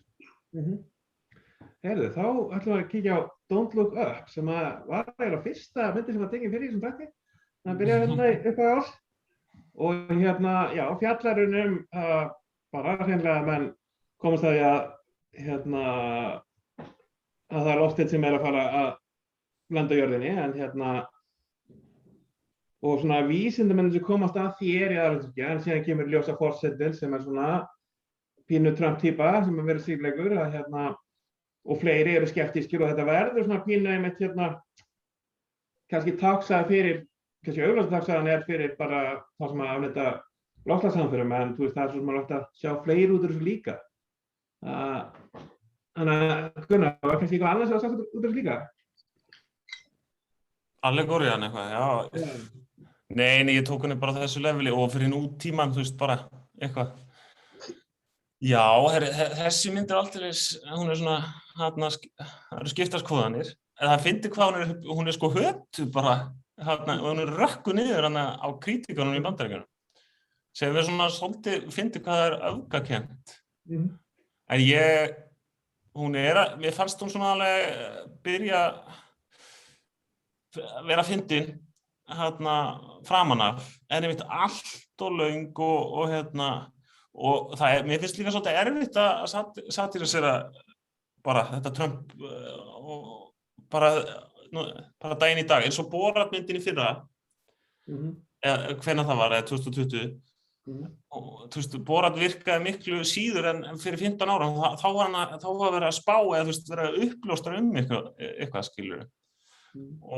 En svo finnst mér svona DiCaprio kannski líka svona miskast, sko, hann er alltaf sætur, skilur, til þess að, já, bara fyrir þess atburðarás en ég var svona, ég veit svona, datt alveg í neikvæða, bara, þessi mynd er pirrandi, eitthvað, en hún er samt líka, hefur alveg margar skemmtilega senur og kafla og mér finnst Kate Blanchett sérstaklega skemmtileg og hún hefði alveg mátt fá tilnefningu annarkvort fyrir þessa eða Nightmare Alley. Leikurinn með pínu svipaðan karakter í báðum á vissu leyti. Já, eitthvað svona femme fatale, eitthvað. Já. Það fann að gera það á gamals aldrei einhvern veginn, sko, sérhafa sér því. Já, mér fannst hún Drago, ég var ekki að tengja við sko fyrri myndir Adam McKay, þú veist, eða hvorki við Aquaman þegar hann var bara í komedíunni sko og síðan þegar hann gerir Vice, bara ég er hreinlega búinn að gleyma öllum Vice og bankaræðismyndin, The Big Short, mér fannst hún einhvern veginn bara svona, kannski hefði ég fílað hana ef að sko ég ekki verið búinn að sjá miklu betri bankaræðismyndir á undan eins og Martin Cole og einhverja fleiri sko. Að þessi var bara einhvern veginn, mér finnst það einhvern veginn mynd bara að reyna að satirisera eitthvað sem var búið að sýna geðveikina þá þegar, einhvern veginn í betri myndum sko, sem voru kannski ekki að reyna að vera gafmyndir en urða bara út á þessu einhver liti sko. En já, kannski með DiCaprio mitt, þú veist, hann eiginlega verður DiCaprio sko í myndinni þegar hann verður frægur. Fyrst er hann lúðinn en svo eiginlega bara svona fer hann fyrst er lúðinn og þannig séð mjög mikið að leika, DiCaprio að leika lúða sko. En síðan svona þegar á líður það bara svona, ok, núna er ég að leika DiCaprio með mína nýfundu fræðu og nýti hana í botn sko. En já, þetta var einhvern veginn að virka, ég man að ég svona tók hana bara sem allegóríu fyrst og fremst fyrir loftslagsmálin. En síðan svona, þú veist, bara eftir að, þú veist, getur maður alveg ímyndað sér að, þú veist, hún geti verið bara forræðsmynd að sýna hann í Rússlandi, sko, það sem er ekki stríð og svona, sko, þannig að, hún gæti alveg virkað á fleiri vegu, sko. En, já, bara svona, þegar tímanni breytast, sko, þó loftslagsmálin séu svo mikið að fara neitt. En Ívar, hvernig fannst þér? Ég veit það ekki alveg, sko, ég horfði á þessa mynd, ég man að við horfðum á hana, ég og kærasti mín aðfangadagskvöldu, vorum bara 2 aðfangadagskvöldu og settum hana á svolítið seint, 11, hálf 12 eða eitthvað, ég steinsofnaði, sko, kannski sattur eftir jólasteikina, svo ætlaði ég að horfa á hana aftur nokkrum dögum síðar, sko, kærasti mín kláraði hana og ég sofnaði aftur, og svo þriðja sinn reyndi að horfa á hana svona miðjan dag, svona kannski svona með siestun og ég sofnaði í þriðja sinn. Svo hlustaði ég á þáttinn sem að þú varst með myndina sko og hann kveikti í mér, þannig að ég byrjaði frá byrjun og horfði á alla myndina. Mjög fyndið sko, en ég veit eiginlega ekki hvað mér finnst hana, mér hef þótt svolítið gaman að fylgjast með viðtökunum. Hvað viðtökunar eru svona polariseraðar sko. Ég er einhvern veginn bara algjörlega í miðjunni sko. Þetta er svolítið flókið náttúrulega í dag, ætla að búið til satír eða eitthvað svona absúrt útgáfa af raunveruleikanum þegar raunveruleikin er orðin svona ótrúlega absúrt sko. Og allar pælingar með, þú veist, hvað er satt og hvað er ekki og svona þessar svona þegar hugmyndafræðin er svona mikið á flæði og fólk er að leika sér svo mikið með og vinna markvisst með sannleikann og þú veist á slæman hátt. Það finnst mér rosalega erfitt að fjalla það, því að þetta er beint fyrir framan augun og okkur bara alltaf sko. Þá finnst mér kannski myndin ekkert ná að sýna mér neitt sem að ég hef ekki séð, bara sem ég sé ekki hverjum degi. En mér finnst þetta samt ágætis tilraun til þess. Ég hataði ekki myndin og ég elska hann ekki heldur, mér finnst hún bara svona allt í lagi sko. En þessi mynd er alveg áhugaverður text í dag sko, einmitt út frá þessu viðtökum og hvernig hún er að díla við pólitík sko og líka hvernig fólk tekur við henni sko. Ég hef kannski, við svolítið svo banalt einmitt hvernig hún fer bara í þessa bara persónulegu sögu aðalpersónuna. Rosa, ekki alveg, þú veist, ef þetta væri Dr. Strangelove, hún fer ekki í einhverja sentimental sögu eitthvað, þú veist, ég vilja eitthvað frekar, eitthvað meira þannig, sko. Já, maður hugsa Dr. Strangelove eða Buñuel eða þú veist, svona absúrthöfunda eða satírhöfunda, kannski ekki það sama. En mér hefst kannski Adam McKay kannski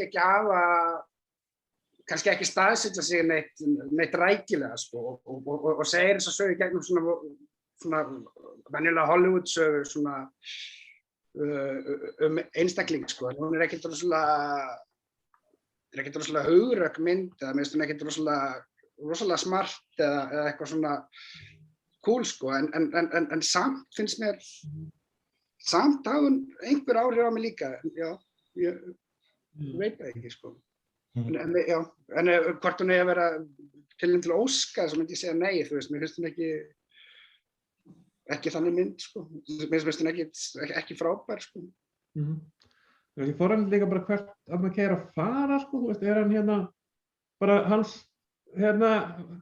hans ferill, sko, hvort hann sé að fara að gera kannski pólitískt þroskari myndi næst, eða þú veist, hvað hann þroskast í rétta átt. Og þannig kemur svo allt annarri átt heldur maður myndi svona búast við að einhver var að gera þessa mynd, sko. Ég var alveg til í Talladega Nights 2 líka, sko. Já. Mér finnst það miklu betri í því persónulega, sko. Já. Í bara algjöru aulagríni, sko. Mér finnst hann hæfileika ríkur þar, sko.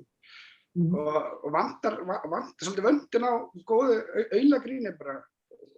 Ég var ekki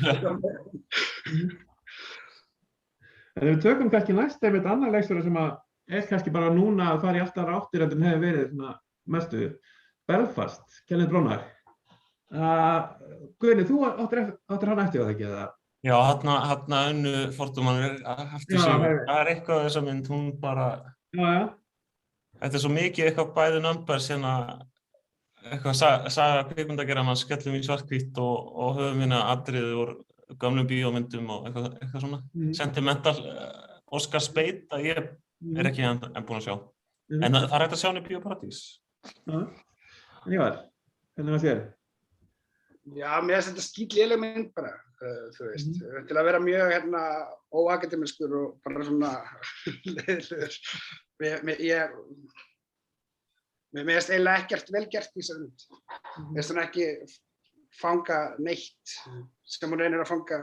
Mér finnst aðalpersónan illa skrifuð, mér finnst díalógarnir illa skrifaðir, mér finnst næf, mér finnst svona leiðileg trikk notuð og óskiljanleg með litin og svarthvíta og svona, mér finnst hann eiginlega bara, ég ekki vita hvert hann á að setja kameruna leikstjórinn, sko, mér finnst bara ótrúlega kraftlaus mynd, sko.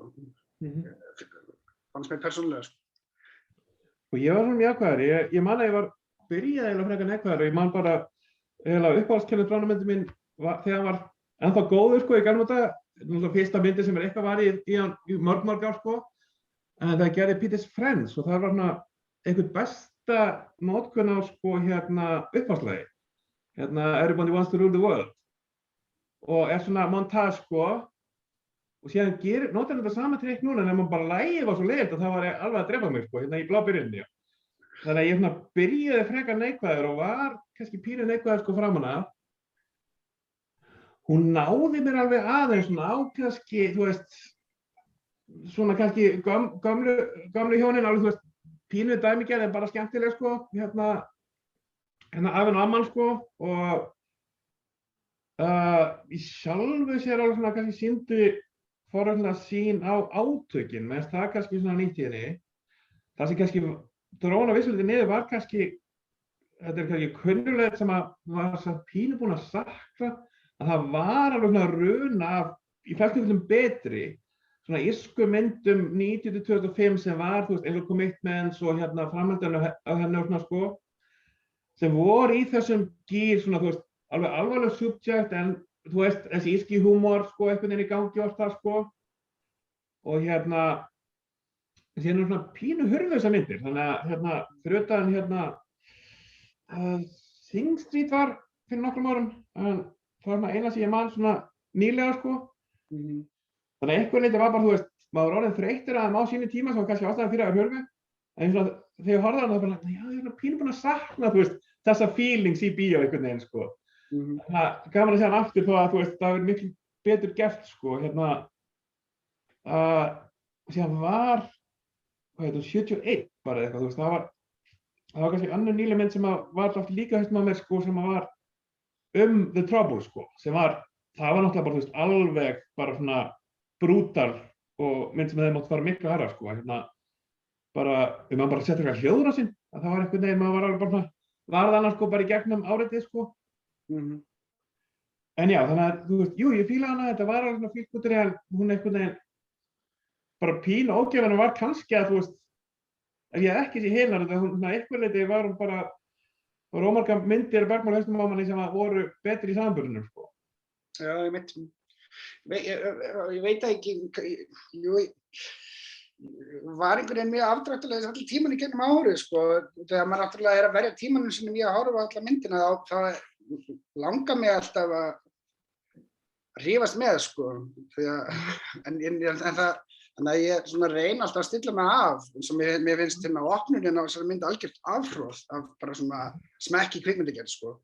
Þetta stock footage efnið af borginni og svo þetta transition yfir í svarthvíta, sko, með þetta alveg bara svona ótrúlega hallærislegt, sko. En svo einhvern veginn, þú veist, ok, ekki með Van Morrison lag og ég er Van Morrison maður, sko, en það var svona, þetta er gott skap, sko. En hún náði mér bara aldrei og einu senunar sem eru fínar á milli ömmunur Afansen, en þær eru samt rosalega skrifaðar svona skrifum krúttlega senu á milli ömmu og afa, þú veist, og svona fyrirsjáanlega finnst mér. Og senunar á milli foreldrans finnst mér afburðaslakar líka, þær eru bara exposition og maður fær enga núansa í þeirra samband, sko. Og svo er eiginlega ekkert dilemma hjá þessum strák, sko.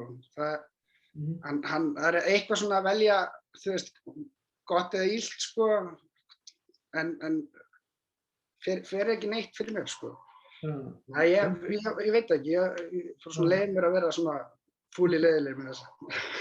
Mér fannst einmitt, sko, strákurinn vera kannski vandinn að hann var of blankó, sko, þú veist, litringar í personur í kringum hann, en hérna, já, hann var einhvern aðeins á blankó, sko, fólkrann þau voru kannski, það voru áhugavert, sko, þú veist, það var pínu trend, sko, þú veist, ekki skilnaðarmyndum og líka, þú veist, undanfarin ára, þú veist, það er, spennan er eiginlega, þú veist, og það sem maður kannski dregur því sundur er kannski hvort þið að flytja, bókstaflega. Já.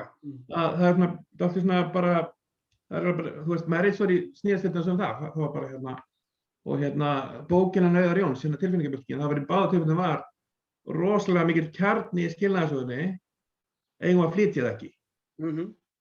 Meira en nokkur önnur málefni og það er pínu þarna sem að vísu, já, svo í spoili að þau virðast nú með svona lifa myndin af að þessi hjónabandi, sko. Nei, mitt. En já, mér finnst þeirra samband bara að vera þetta og ekkert annað. Það var bara, við erum með vandamál, þú veist, á handritstigi. Þau vilja vera í bænum, en þú veist, í Belfast í borginni, en það er erfitt, skilur, ok, við erum með þetta dilemma, en svo bara kemur ekkert annað. Það er engin undirtexti eða neitt svona eitthvað, engin núansar í þeirra sambandi sem eru áhugaverðir, sko, fyrir mér. En heyrðu, þá förum við í endurgerðunar, Sögur Vesturbænum, West Side Story, Spielberg. Ef einhver þekkir ekki plottið, þá er þetta bara söngleikur tvö gengi, gerist 1960 eitthvað, vantanlega, eða 50 eitthvað mynd, fyrir myndið. 50s, já. Já, 50s. Og já, bara slagsmál og söngleikjur. Og söngur, hvað segirðu Gunnar? Þetta er bara eiginlega uppáhaldsmyndi mín að þessum öllum. Þannig að ég fór á hana í annað skipti í bíó þegar ég var að drepa tíma. Já, hún er ekkert fullkomin en ótrúlega skemmtileg og bara söngleikjaatriðin eru ótrúlega vel sviðsett og skotin, frábæri leikarar, kannski Ansel Elgort ekkert æði, en hann er samt fínn. En sérstaklega aukaleikarinn Ariana DeBose sem fær vonandi Óskarinn, ég held með henni, og heitir Mike Feist þarna sem er höfuðpaurinn hjá öðru genginu. Já, mér fannst hún bara, og ég er svolítið svona kannski eitthvað í ár að verða söngleikja sökker á Visually eða eitthvað, ég veit ekki, bara fannst þetta er bara svo mikið bíó, mikið fjör og bara gaman að Spielberg eitthvað hafa fundið sína fjöl þarna aftur, eitthvað, ég veit ekki, já, þetta er bara svona virkilega skemmtilegt. Já, ég held að öllum myndunum fór ég að vera neikvæðast inn í þessa. Aðra þegar ég var búin að sjá trailerinu, ég var að gera eitthvað nýtt, þetta er ekki bara sama myndin líka við, sko. Og kannski er það eitthvað liti, ég áttur að endurhorfa á gömlu, sko, sem finnst ágæðlega frábært, sko. En það er eitthvað liti sumi vandamál, en aðalpersónan er kannski veikustu leikararnir, sko. Það er Rómeó og Júlía líka, hvað sem er. Já, einmitt. En sko, síðan sko, ég var með sérstaklega hrifin af sem lék hérna, hvað þetta fæst, sem að leik hérna strákurinn sem var svona pínur rottulegur en samt myndalegur eitthvað skriftin hátt sko. Hann geggjaður. Og ég svona flottur leikari sko. Og hérna, og það var einhvern veginn svona sko, mér fannst pínu eins og sko Spielberg hefur til þess Ready Player One var örugglega hans versta mynd. Og það eins og hann hafði kannski fattað, ok, ég ekki að hérna sko, ég bara orðinn of gamall að setja mig inn í sko hugarheim unga fólksins núna, förum aftur í eigin band sko, endurgerðum West Side Story. Og svo hérna, næsta mynd hann sé sko hérna bara foreldrana sko. Þannig að hérna, hann kannski bara svona, þetta kannski pínu, þú veist, ok, leikstjóri sem átt að sjá, herri, ég get ekki að þetta einhver fyrir að gera, þú veist, bökkum einhvern veginn. Og já, þú veist, þetta kannski sko, hún kannski alveg eins en kannski, þú veist, maður hefði kannski haldið að kosturinn við það væri bara, þú veist, að það myndi ná ungu krökkunum sem að fara hvort ekki á sjá ekki gamla myndir. En síðan sá ég hérna sko, hérna í Prag sko, hérna apparat sem heitir Bio Senior, það er bara verið að sýna myndir miðjan dag og ég bara hátíði sko. Og þú þarft ekki að vera eldri borgari til að fara, það er kannski svona stíla inn á þá sko. Og ég bara, þú veist, fór hérna og bjóst við, þú veist, engum í salnum, klukkan var 1 eða eitthvað sko. Troðfullur salur og ég var yngstur. Og hérna, þá fattaði ég að, þú veist, þetta náttúrulega markkópur. Hérna, þetta og bara vandinn kannski, hún hefði verið risa hittari ef að hérna bara eldra fólk væri duglegra að fara í bíó og það kannski ennþá minna duglegra eftir COVID, skiljanlega sko. Það sko. Hún að detta á Disney Plus núna, ég hlakka svo til því. Já, þannig að allir gamlingir að fá sér Disney Plus núna bara til þess að sjá West Side Story. Þeir allir með Disney Plus út að Get Back ennþá. Já, ok. Þú ekki segja eitthvað áskriftinni. En já, hvernig fannst þér? Ég ekki búinn að sjá hana, í raun og veru. Já, hana, ok. Já. En ég hlakka til að sjá hana, mér svo gaman að Gunnar sé svona hrifinn af West Side Story. Spielberg eldgömlum að gera einhverja svona væna söngum, ég bara spenntur sko. Já, hún alveg poppin líka bara, þú veist, svo gott casting, þú veist, hann að kasta, þú veist, bara Broadway liðskilur, bara fólk sem að fara að verða stjörnur og það og einmitt bara sviðs, þú veist, það skiptir ótrúlega miklu máli hvernig, hvar þú setur myndavél, þú veist, hérna einmitt í söngleika, þannig að dansarnir hérna eru flottur og einmitt það mjög flott koreografía, þú veist, ný koreografía, hérna, já, þetta bara ógeðslega lifandi og skemmtilegt, en bara svona, þú veist, þetta bara alveg söngleika bíó og þetta sagan alltaf Korni og svona, þú veist, Rómeó og Júlíu og það. En það náttúrulega aðeins betur upp á gamlu útgáfuna að það ekki hérna hvítt fólk með hérna einhverju skósvertu að leika latínó eða þú veist það mikið náttúrulega fráför. Og ég myndi segja að sko munurinn á þessum gerðum að almennt náttúrulega leikurinn alltaf kannski sérstaklega í dag þá náttúrulega miklu svona skemmtilegri performance í þessari. Já, það kannski stóri munurinn náttúrulega Rita Moreno sem að fekk Oscarinn fyrir gamlumyndina núna svona, það svona nýji karakterinn sem að leika. Já, það skrifaði faktisk karakter fyrir hana eða þannig. Já, ég held sem þess að pródusent eða eitthvað á myndinni sko. Og það svona, já, svona, hérna Wise Old Woman sko, hérna, en ég alveg sammála með myndatökuna, það var, það sem seldi með myndina virkilega var kvikmyndatökan. Hún var, þú veist, hún auðvitað alltaf í fínu lagi á Spielberg, en einhvern veginn þarna var hann bara inspired, sko, þú veist, hann og hérna Kaminski sem að skýtur hérna, það var bara svo mikið að geggjuðum skotum og svona hugvitsamlega, það sem að einhvern veginn, þú veist, eitthvað svona, þú veist, fer upp úr hérna, hvað heitir það, hérna, upp úr ræsinu, sko, hérna, og alls konar svona, sko, og þar var kannski lág líka bara munurinn á þessari gömlu að hérna, gamla var frábærlega skotin, bara allt annan hátt. Já. Því liturinn til var þetta bara skemmtilegt coverlag að bara svona með nýjum trendum í kvikmyndatöku, þó að sögusviðið væri það sama, sko. Já, það er líka, þau breyta mörgu á skemmtilegan hátt, þau eru svona að færa númerinn og setja á aðra location, einmitt sko, hérna, Living in America, sem er frægasta lagið, færa það út á götuna, sem er ógeðslega flott, sko, það Þannig að það margar svona skemmtilega listrænar ákvarðanir finnst mér og ég held að Spielberg hafi líka bara verið góður í að velja. Við gleymum alltaf, við erum alltaf að tala leikstjórana sko, að það bara ótrúlega flott fólk í öllum listrænum líkistöðum.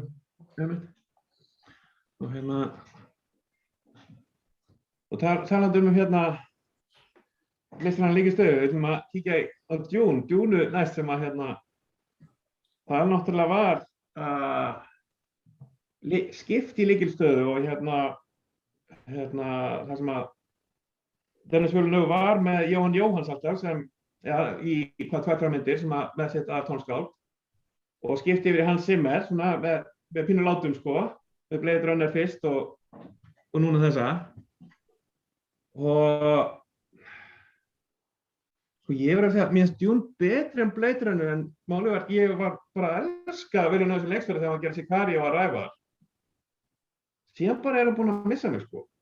Og hlutaði ég kannski bara Zimmer ekki að gera góða tónlist fyrir þessar myndir. Eitthvað sem gæti lyftið alveg svakalega mikið. Og kannski já, með Dune, þetta margt rosalega flott en það samt eitthvað svona flatt við þennan heim sko, þetta bara svona eyðimerkur að vantar dítela og geðviki sko, einhvern veginn í hana. Og ég samt sko, þú veist, ég kannski svona pínu leið mér að vera bjartsýnn á að sko 2 verið betri út af því að mér finnst Zendaya miklu betri leikona og hún kemur náttúrulega bara undir blálókin. Miklu betri leikona heldur en strákurinn sem aðra sko. Hann aldrei alveg, hann ekki mynd vonduleikar en mér finnst hann ekki leika alltaf bergmynd einhvern veginn sko. Timothy Chalamet. Já, Timothy Chalamet, ég var alveg að glemma hann. En hvað fannst þér Ívar? Sko, Dune var fyrsta myndin sem ég fór í bíó í ótrúlega langa tíma út af COVID, svona aðstæðum. Fór á hana IMAX í Lissabon og mér fannst bara ótrúlega gaman. Mér fannst ótrúlega gaman á þessari mynd og mér fannst hún ótrúlega bara flott. Ég var náttúrulega vöndun svolítið á svona episkum ævintýrum með einhverjum svona sögum sko, svolítið saknaðir ef maður ekki Marvel maður, þá eiginlega ekkert í boði sko. Þannig að ég einhvern veginn bjóst ekkert endilega við miklu, ég var með svona væntingarnar lágar en hún náði mér bara gjörsamlega þessi mynd sko. Ég veit ekki hvort það hafi spilað inn í bara svona líka hvað ég saknaði þess mikið að fara í bíó sko. En mér er margt rosalega vel gert og ég skil líka mikið af gagnrýninni sem hann hefur fengið sko. Ég er ekki aðdáandi Hans Zimmer en mér fannst hann komast ágætlega frá þessari mynd. Kom mér eiginlega óvart hvað skorið var fínt sko en Villeneuve svolítið svona þegar ég svo ofnota þessi skor svolítið mikið sko kannski svona meiri smekkur í því hvernig hann var með Jóhann Jóhannssoni sko. Betra, klálega. En ég veit það ekki, ég bara var mjög móttækilegur fyrir þessum heimi og þessu ævintýri og finnst kvikmyndatakan stórkostleg og ég er spenntur fyrir að sjá númer 2 sko. Ég er það. Ég skrifaði náttúrulega alveg dóm í mokkan. Ég var alveg aðeins svona eitthvað, það var alveg smá að trolla sko. En já, sko, náttúrulega ég er sammála með Zimmer, mér fannst það svona of mikið nýlendustefna í gangi og svona of mikið stilt í 11. En já, þessi mynd sko, mér fannst það svona of mikið. Það hefur kannski verið skárra að það hefur verið bara búið að segja að þetta væri fyrsti hluti af 13 eða hvað sem þetta á að vera. Nei, en mér fannst það svolítið pirrandi að það geti ekki bara verið ein frásögn eða svona allavega. Ég fannst ekki vera nógu mikið bara í gangi, hreinlega. Bara of mikið verið að setja upp eitthvað taflborð og svona mikið, svona flat, já bara frásögnin og persónar hana tóku mig ekki inn. En að því sögðu þá er ég kannski alveg til í að, ég held ég ætla að horfa á resta hluta, eða svona, þarna alveg, þetta, og líka þetta bara umfang spennandi, þú veist, einmitt það sé að vera að gera bara svona epík og alveg alltaf bara á að vera hönnunin á söguheimnum, að það sé vera að gera allt náttúrulega hérna í alvöru mikið, ekki með tölvubrettunum bara, það fæst náttúrulega öðruvísi áferð. En já, það var svona, kannski ekki margir líka heldur svona bara leikurinn og persónur sem ég að heilla mig svona í bíói, sko. Það var svona einmitt bara þessi, og ég veit að það náttúrulega í Dune sögunni þá á að afbyggja þennan hvíta bjargvætt Messias sem, þú veist, þennan erfingja sem hann hana, og sem náttúrulega Luke Skywalker og þú veist, byggður á og eitthvað, þannig að tekin áhrif frá Dune, en mér fannst alltaf þetta byrtist með þarna, byrtist þetta mér sem svolítið mitt svo kunnuleg saga sem ég var ekki spenntur fyrir. Já, mér fannst kannski einmitt talað aðbygginguna, sko, að þetta pínu svipað Star Wars að mörgu leyti, náttúrulega þetta Star Wars byggt á Dune einhverju leyti, að príkulinn, það sem Hayden Christensen svona handónundur eiginlega þangað til kannski í lokin þegar það verður vondur, þannig að ég að spá í hvort það sama eftir að gera sem að tjala með, sko, að þegar það kemur verið dýpt í persónuna, og það var kannski heilt yfir með þessa mynda, sko, þeir leikara sem mann eftir voru kannski, þú veist, Stellan Skarsgård og svona aðrir sem voru að leika svona annarkot vonda karaktera eða svona kannski hann solo-týpur, ég meina, Jason Momoa kom skemmtilega á óvart, hann var alveg frussu góður í henni. En síðan var til dæmis, sko, til að ég elska þessa leikar sem leika foreldrar hans, en það voru bara svo flata týpur og var svo mikið potential þar, sko. Ég man til dæmis að, mér hefur verið sagt, ég hef ekki lesið bókina, en mér hefur sagt að pappinn sé alveg stórkostlegur karakter í bókina, en það engan veginn að koma í gegn í fyrstu myndinni, sko. En já, þetta svona einhvern veginn, það skrítið, þetta eina mynd sem ég sá þetta eina fámynd sem ég sá tvisvarana, og þá var ég að fyrsta skipti bara svona, ég fílaði að fyrsta skipti betur og þá bara fór ég að einhvern veginn bara, var ég bara á fulla að hugsa eitthvað annað og hélt ég áfram út myndan þessum til að sjá hann aftur. En eiginlega var hún betri kannski þegar maður var bara svona, einhvern veginn svona flaut fram hjá manni og bara fókusin var ekki á bíóinu, þannig að þegar fókusin var á bíóinu, jú, maður náði henni þetta betur, en þá samt einhvern veginn, sko, það var eitthvað að vanta, sko. Og kannski, þú veist, kannski erum við grimmir við að nota því að hún pínu skynjar hvað hún gæti verið góð. Og verður það. Erum við ekki í minnihluta, hún á sig alveg mjög sterka fylgjendur. Jú, ég held ekki minnihluta, sko, Það samt bæði og held ég, sko, held að margir sé mjög hrifnir og aðrir miklu minna, sko, sem bara hollt og gott, sko, en ég reyndar áhverð sem að Gunnar sagði að ef hann hefði vitað fyrr að þetta væri bara fyrri hluti eða strúkturinn að sagan væri þannig að fengir ekki endi, eða þú veist, eða úrlaust, sko, þá hefði verið betra að horfa hana. Ég vissi það, sko, ég var búin að lesa smá fyrir, sko, þannig að ég einhvern veginn kom þannig að henni, sko, þannig að það truflaði mig faktist ekki neitt, sko. Það kannski truflaði mig, ég þóttist nú vita það fyrir, ég var ekki 100%, en það var ekki gefið út formlega eftir það, það var orðað á götunni. Það sem truflaði mig var kannski, sko, að Zendaya í stiklunni af kynningarefni hún eins og hún sé bara aðalpersóna. Síðan kemur hún í rauninni bara síðan á korterið. Já, ég veit hún kemur inn í þetta. Hvernig hún að koma, þú veist. Og svo myndi búin. Það einhvern veginn Já, ég skil þessa frústusjón vel, sko. Áhugavert að pæli hvernig það hefði farið í mig, sko, bara svona upp á hvað hægt og hvað ekki hægt að gera, sko, hvernig skrifa sögu, sko, ef ég hefði ekki vitað þetta fyrir, sko. Ég skil vel að þetta geti verið, sko, pirrandi fyrir áhugaverdum. En heyrðu, þá förum við aðra endurgerða bók, Nightmare Alley, Master of the Wind, eftir Guillermo del Toro. Held eiginlega svona, ég ekki frá þessi fyrsta myndina sem ekki bókstaflega annarkvort eitthvað yfirnáttúrulegt eða eitthvað svona vísindaskáldsögulegt og að það sé ákveðin element sem kannski virðast vera við fyrstu sýn. En já, þetta gerist í rauninni bara fyrri hlutin gerist í sirkus og svo svona kannski fer þessi aðkvæmna sem Bradley Cooper leikur, hann fer í með kærustunni í að svona sitt prívat sjó sko, í stórborginni, Buffalo minnum við sko. Og já, þessi löng, hún 150 mínútur og já,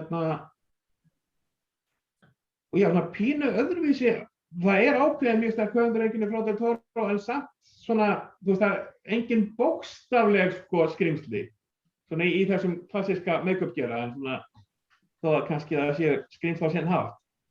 En Gunnar, hvernig fannst þér? Herru, ég skemmti mig bara vel yfir þessa mynd. Finnst hún svona skemmtilegt eitthvað svona. Mér finnst hún eiginlega sko vera svona rökkur noir, svona pastís einhvern veginn sko. Hún svo mikið svona, já, en bara líka þessi íburða miklu sett, arkitektúrinn þegar hann komin í borgina og já, bara skemmtilegt sögusvið, þú veist, það með sirkusinn allt, bara þetta svona mikið svona bíóleiki, eitthvað bíólegt. Og ég náttúrulega elska rökkurmyndir yfir höfuð, þessar frásagnir mjög skemmtilegar. Þú veist, og hún líka, við finnst hún á löng. Hafið þetta styttra, allir sem gerðu myndir á Óskarnum. Þú veist, mér finnst það svona kannski líka fyndið með sko rökkurmynd, það eiginlega engar rökkurmyndir sem lengri 2 klukkutímar. Já, en mjög skemmtileg performance líka í henni og Bradley Cooper verður mjög, hann mjög smá eins og sé miskast en hann ógeðslega hann skemmtilegur í þessari mynd og Cate Blanchett náttúrulega frábær og bara líka vel valið öll aukahlutverk, margar skemmtilega leikari í þessu. En Ívar, hvernig er þér? Já, mér hefur hann líka. Þetta sko, mér hefur alltaf þótt vænt Guillermo del Toro á þess að vera eitthvað svona sérstaklega mikill aðdáandans, hann bara svo góð típa, svo gaman að heyra hann tala og hann svo einlægur og þykir vænt kvikmyndir og gefur mér svona fallega orku í svona kvikmyndagerð í Hollywood finnst mér sko, en það var engin myndan sko, ekki einu sinni Pan's Labyrinth hefur náð mér fullkomlega sko, en þessi gerði það og kannski hefur hann fengið að gera þessa mynd sem svolítið erfiðari mynd, svolítið dýr út af því að Shape of Water gekk svona vel sko, sem bara gaman. Og hann svo mikið kvikmyndanörd og skrifa sér náttúrulega í svona rökkurmyndahefð og jafnvel svona melodrama líka og vinnur svona markvisst og fallega með greinina finnst mér sko og tekst að gera það sem að, þú veist, ástæðan fyrir tölum kvikmyndahöfundi í dag svona Otto Theory sko, þegar þessir Hollywood-leikstjórar, þú veist, Hawks og Hitchcock og fleiri að vinna með greinamynd en tekst að koma einhverju svona persónulegu í gegn sko, og þá finnst mér honum takast það rosalega vel upp. Mér finnst hann svona, þessi mynd vera Guillermo del Toro, mér finnst maður svona, þetta bara svona saman, fer algjörlega saman í eitt sko, og þrátt fyrir að hún verði, ég hlusta á gagnrýni Gunnar sem hún fannst að vera svolítið svona væmin í lokin sko. Mér fannst það ganga svo vel upp í þessari mynd, bara einhvern veginn út af því að mér finnst hann mega það. Þú veist, þetta svona mjög huglægt mat sko, en mér finnst hann ráða svo vel við væmnina. Og já, bara mjög snortinn að þessari mynd, á tilfinningalegan hátt, þrátt fyrir þessi thriller og fjallar þú veist, tráma og alkoholisma og þannig, og hann náttúrulega örugglega með sín vandamál Del Toro og svona díla persónulega við eitthvað viðfangsefni í gegnum greinarmynd á mjög vel hefnaðan hátt finnst mér. Mér finnst það svo gaman að sjá. Já, ég var bara mjög hrifinn og ég fór inn með kannski litla væntingar, eiginlega 2 ástæðum ég var þó var til Óskar, þá var ekki búin að heyra hana, búin að pínu bara hvarf einhvern veginn, það var ekkert svona, lítið verið að tala hann einhvern veginn. Ég held að gekk illa í box office held ég. Já, gekk illa sko, það sem var líka kannski var ástæðan fyrir að ég var lítið spenntur var einhvern veginn að sko það sem ég hef alltaf fílað langmest við Del Toro einhvern veginn bara svona ástans á skrímslum og þá meina ég bókstaflegum skrímslum, þú veist, með hérna, þú veist, að bara, þú veist, jafnvel þó að sé alls konar gallar í myndinum, að þú veist, bara þessi svona, þau einhvern veginn alltaf eins og svona hálfgett ástabréf til skrímslana og virka sem slík. En síðan var þetta bara, þú veist, kannski alveg bara, þetta var film noir, þetta var rökkumynd, sko, og bara sjálfgeft dæmi að, þú veist, nútíma rökkumyndir bara gangi upp á rosalega svipuðum forsendum á það gamlu. Og líka bara kannski sýndu hvað sko tímabært að færa meira yfir á nútíma bara út af því að það svo, og þannig að í gömlu rökkumyndum maður skoðar og verður bara auðvitað þarna hvað það mikið svona social commentary þarna, sko, bara, þú veist, þó þetta sé náttúrulega að gerast fyrir einhverjum 1940 eitthvað, sko, þá hérna samt bara hérna, þú veist, þetta náttúrulega liðið sem að vinna í þessum sirkus náttúrulega allt fátæklingar og alkohólistar sem einhvern veginn endað hana og allt hæfileika fólk í rauninni sem einhvern veginn bara hefur ekki fengið brautargengi í lífinu, sko, ýmsum ástæðum og hérna margt, sko, þú veist, einhvern veginn hvernig hann spilar þetta það líka rosalega mikið hitskok í þessu að hérna bæði, sko, hvernig hann svona transferar, sko, þú veist, það er bæði hvernig hann transferar, sko, þú veist, pappan á alla eldri menn þarna, þú veist, sem hann á í erfiðu sambandi við og svo náttúrulega hérna bara Vertigo einhvern veginn rosalega sterk í henni, bæði, sko, hvernig hann hérna í rauninni einu atriði, þú veist, gerir upp kærustuna og segir hann að hérna klæða sig upp til þess að líkast látinu konu, en ekki síður hvernig, sko, Toni Collette í fyrirhlutunum og Kate Blanchett í seinni-hlutunum, það kalla svo á. Þetta er svona pínu, sko, Toni Collette leikur eiginlega working class útgáfuna af hérna upper class útgáfunni af Kate Blanchett, sko. Það eru svona rosalega svipuð týpa en önnur bara hérna fátæk og hin rík og hérna og það sést alveg, sko. Ég man bara, ég búinn að lesa, þú veist, bara á leiðinni í bíó rétt, fletti ég yfir leikarlistan og sé bara kemur Toni Collette fyrst, sko, þannig að pínur dálítið fjarlægt og það bara, býtu, já, þannig ekki Kate Blanchett, bara, nei, hefðu, og það einhvern veginn verður einhver effekt hana, sko, það eitthvað samspil þeirra milli sem ég ekki alveg búinn áttum á, en samt eitthvað svona dularfullt og skemmtilegt, sko. Og hérna, og líka með Bradley Cooper, þetta sko, hann einhvern veginn miskast en á góðan hátt, að það einhvern veginn svona hann, einhvern veginn svona þroskast inn í hlutverki og rauninni mjög bókstaflega í sögunni, sko. Já, ég er sammála því sem þú ert að segja, bara góði punktar, sko. Og já, það er ekkert auðvelt að vinna með svona sálgreiningu, sko, bæði svona kvikmyndalega sálgreiningu í kvikmynd, sko, kóðanir á textin, þú veist, þeir eru flóknir og það er svona vel gert hjá honum og svo þetta ekki bara á svona fræðaskíunum, sko, heldur verður svona líka hvernig meðhandlar, sko, trámaði á aðalpersónunni og hvernig, sko, það er bara að díla við tráma almennt í myndinu og hvernig hann nýtir sér tráma annarra til að koma upp, sko, hvernig verður sko, svona hans veikleikar verða hans, sko, ílsku og þetta er svona kunnuleg stef en mér finnst þetta bara gert á svo mikilli nákvæmni, sko, og svo svona gáfulegan hátt, sko. Ég var eiginlega alveg bara ótrúlega hrifinn að hvernig þessi mynd er, sko, hugsuð. Síðan eitt, sko, svona mýtul atriði, ég ætla ekki að tala of mikið það, sko, ég ekki spoila, en þetta er lítið atriði, en það, sko, viðbrögðin einhvern veginn við í úrvinnslan orði segir svo mikið tvær lykilpersónur einhvern veginn. Að hérna, sem að þú veist kannski hluti sem maður var ekki alveg vissum, en þarna verður einhvern veginn skil, sko, þú veist, já, þessi er einhvern veginn, sko. Að út frá einhvern veginn bregðast við þessum fréttum. Þetta er svo vel þrætt, sko. Þetta er rosalega vel skrifað. vel uppbyggt og svona það verið að flysja lauknum rosalega hægt og rólega og maður fær upplýsingar á réttum tíma og svona þetta finnst þetta alveg óbærslega vel skrifin mynd, sko.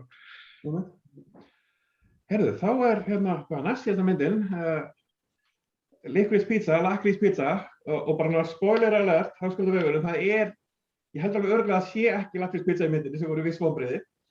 En þetta fjallar ungan 15 ára strák í Los Angeles eða í Hollywood svona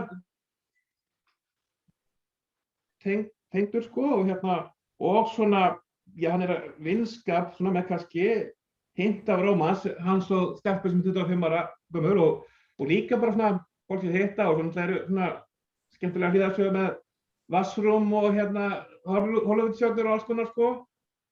Og og já, Gunnar, hvernig fannst þér? Já, Lakrís pizza, það náttúrulega plötur. Já, auðvitað.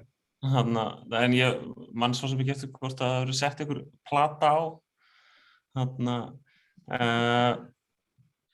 Já, þessi mynd, maður náttúrulega svona rosa háan standard á kallinn, Paul Thomas Anderson.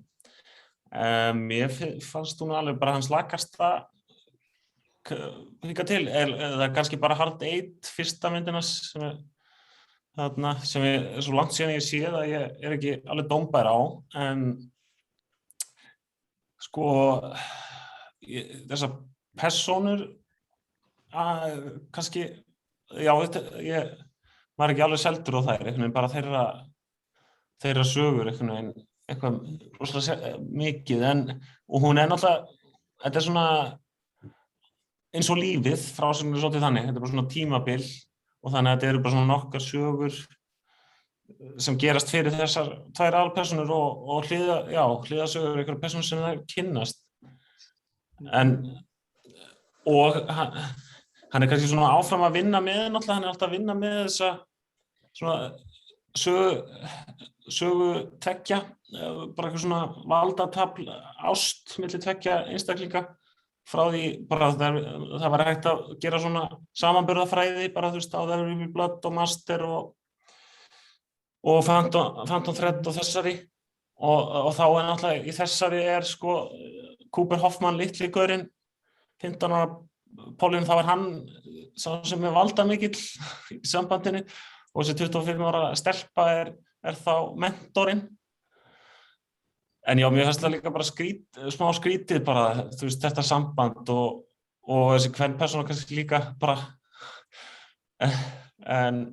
og já, og hvernig það endar. Mér finnst skemmtilegasti hlutinn eiginlega vera Bradley Cooper hlutinn, mér finnst hann frábær og mjög gott casting, svona meta-casting af því hann náttúrulega að leika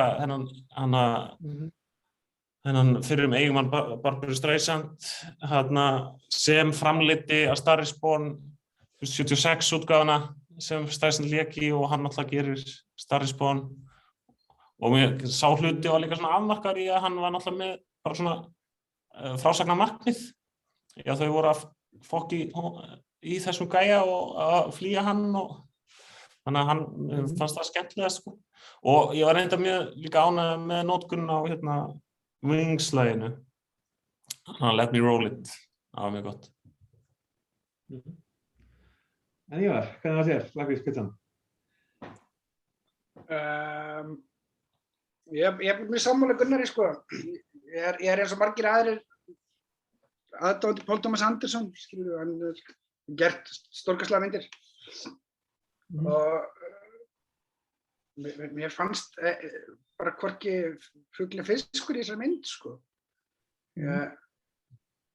Svona ákveðið vonbrigði, þú veist, mér er svona dálítið letileg hjá honum, sko. Hann er svona gæla dálítið mikið við sig, sko. Svona latur Paul Thomas Anderson í þessari mynd. Svona velja playlistan og þú veist, mikið af svona löngum tracking-skotum og slow-mo og einhverjum svona, búin til hennar svona sweet moment, sko. En mér fannst bara ekkert kjöt á beinunum, sko, bara alls ekki neitt. Og mér finnst svolítið spes að setja upp þetta samband, sko, sérstaklega í dag, sko, þú veist, bara mikið talað bara birtingarmyndir ástarsambanda í kvikmyndum, þú veist, og hann svona eins og sé pínu á öðra, sko, þú veist, höfum aldursmuninn, en svo gerur hann ekkert við það.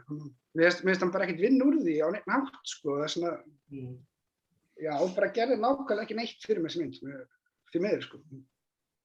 Ég nefnilega gerði smá mistök þegar ég fór á hana, að ég var í Kanada hérna bróður mínum og var hann búinn að kveikja á því að strákurinn hans væri bíónörd og var svona að því að draga með á Spiderman og síðan bara nei, hann er alveg tilbúinn í Paul Thomas Anderson, ég var ekki búinn að lesa plottin eitt nákvæmlega og síðan bara svona, hann er 16 sko þannig að við rættum þessu eftir, já það var svona pínu skrítið með aldursmuninn á þeim sko. Ekta, hann er markhópurinn, þetta er fantasía 15 ára drengs, 16 ára drengs. En það var því sjálfur sér sko kannski merkilegt maður hefur sjáttur ekki fleiri myndum að þú veist það var svona einhvern veginn sko með sambönd yngri drengja og þá er að tala um drengi sko undir 16 skilur, bara 15-14 sko og eldri kvenna, það er einhvern veginn ekki, bara listheimurinn er ekki almennilega að byrja að takast á við það sko á sama hátt og eða er öfugt einhvern veginn, sem er alveg interessant sko. En það er kannski byrjað að sko, þú myndist þetta á hans sem markhópinn að það er kannski samt byrjað að síast niður að Ég því að við vorum í dönskutíma og lásum Mín venn Tómas og það var þessi fræga sena það sem að vinkona mömmans drefna tálar og þar var alveg bara sko stemningin í bekknum var bara þú veist allir strákunum bara já vel gert heppinn hann. Það held ég væri ekki núna í rauninni. En já myndin þá svona sambandi þú veist það hefði verið hægt að gera alveg interessant hluti með það. Það er einhvern veginn, það veit ekki alveg hvernig það er pínu sko eins og hann veit ekki hvað þetta er. Að ég las eitthvað viðtal við hann þar sem að kemur í ljós að sko þetta er svona, þetta er kannski ekki beint ævisamt að byggt á í rauninni bara sögum sem einhver vinur hann sagði hann sem að, þannig að þetta er pína svona sem með þessa vinar og sem var með alls konar svona skrýtnar Hollywood sögur sko, það var þú veist, það var ekki stórt númer en var svona samt inn í öllu einhvern veginn sko og myndin það pínu ber þess merki að það eru bara svona, það eru æðislega litla sögur en það næri ekki alveg að nýta það saman sko og virka vissulega misverðan, ég er alveg sammála Gunnar að bara Bradley Cooper senan er einhvern veginn langbest, eða hún er eiginlega næst best og besta senan er sko næst á eftir þegar að Bradley Cooper er svo sem kannski ekki mikið í mynd en þegar að þessi sko gæslega bara bílæftingleikur þar sem með trukk sem að vera bensínlaus og þau eru að reyna að koma honum á sinn stað sko, það var svona það sem náði helst til mín einhvern veginn, það var svona og bara þú veist, mér leiðist alveg bílæftingleiki þannig að það að gera hann vel er afrek í mínu bókum sko. Já, mjög flott sena og svona það stendur svona að vera pínu Spielberg góður í þeirri sinnu, ég veit ekki myndi mig á Close Encounters og Duel eitthvað mise en scène hjá honum sko og hvernig það lýst já, svona mjög flott svona fast leikandri eins og sagt í fótbolta en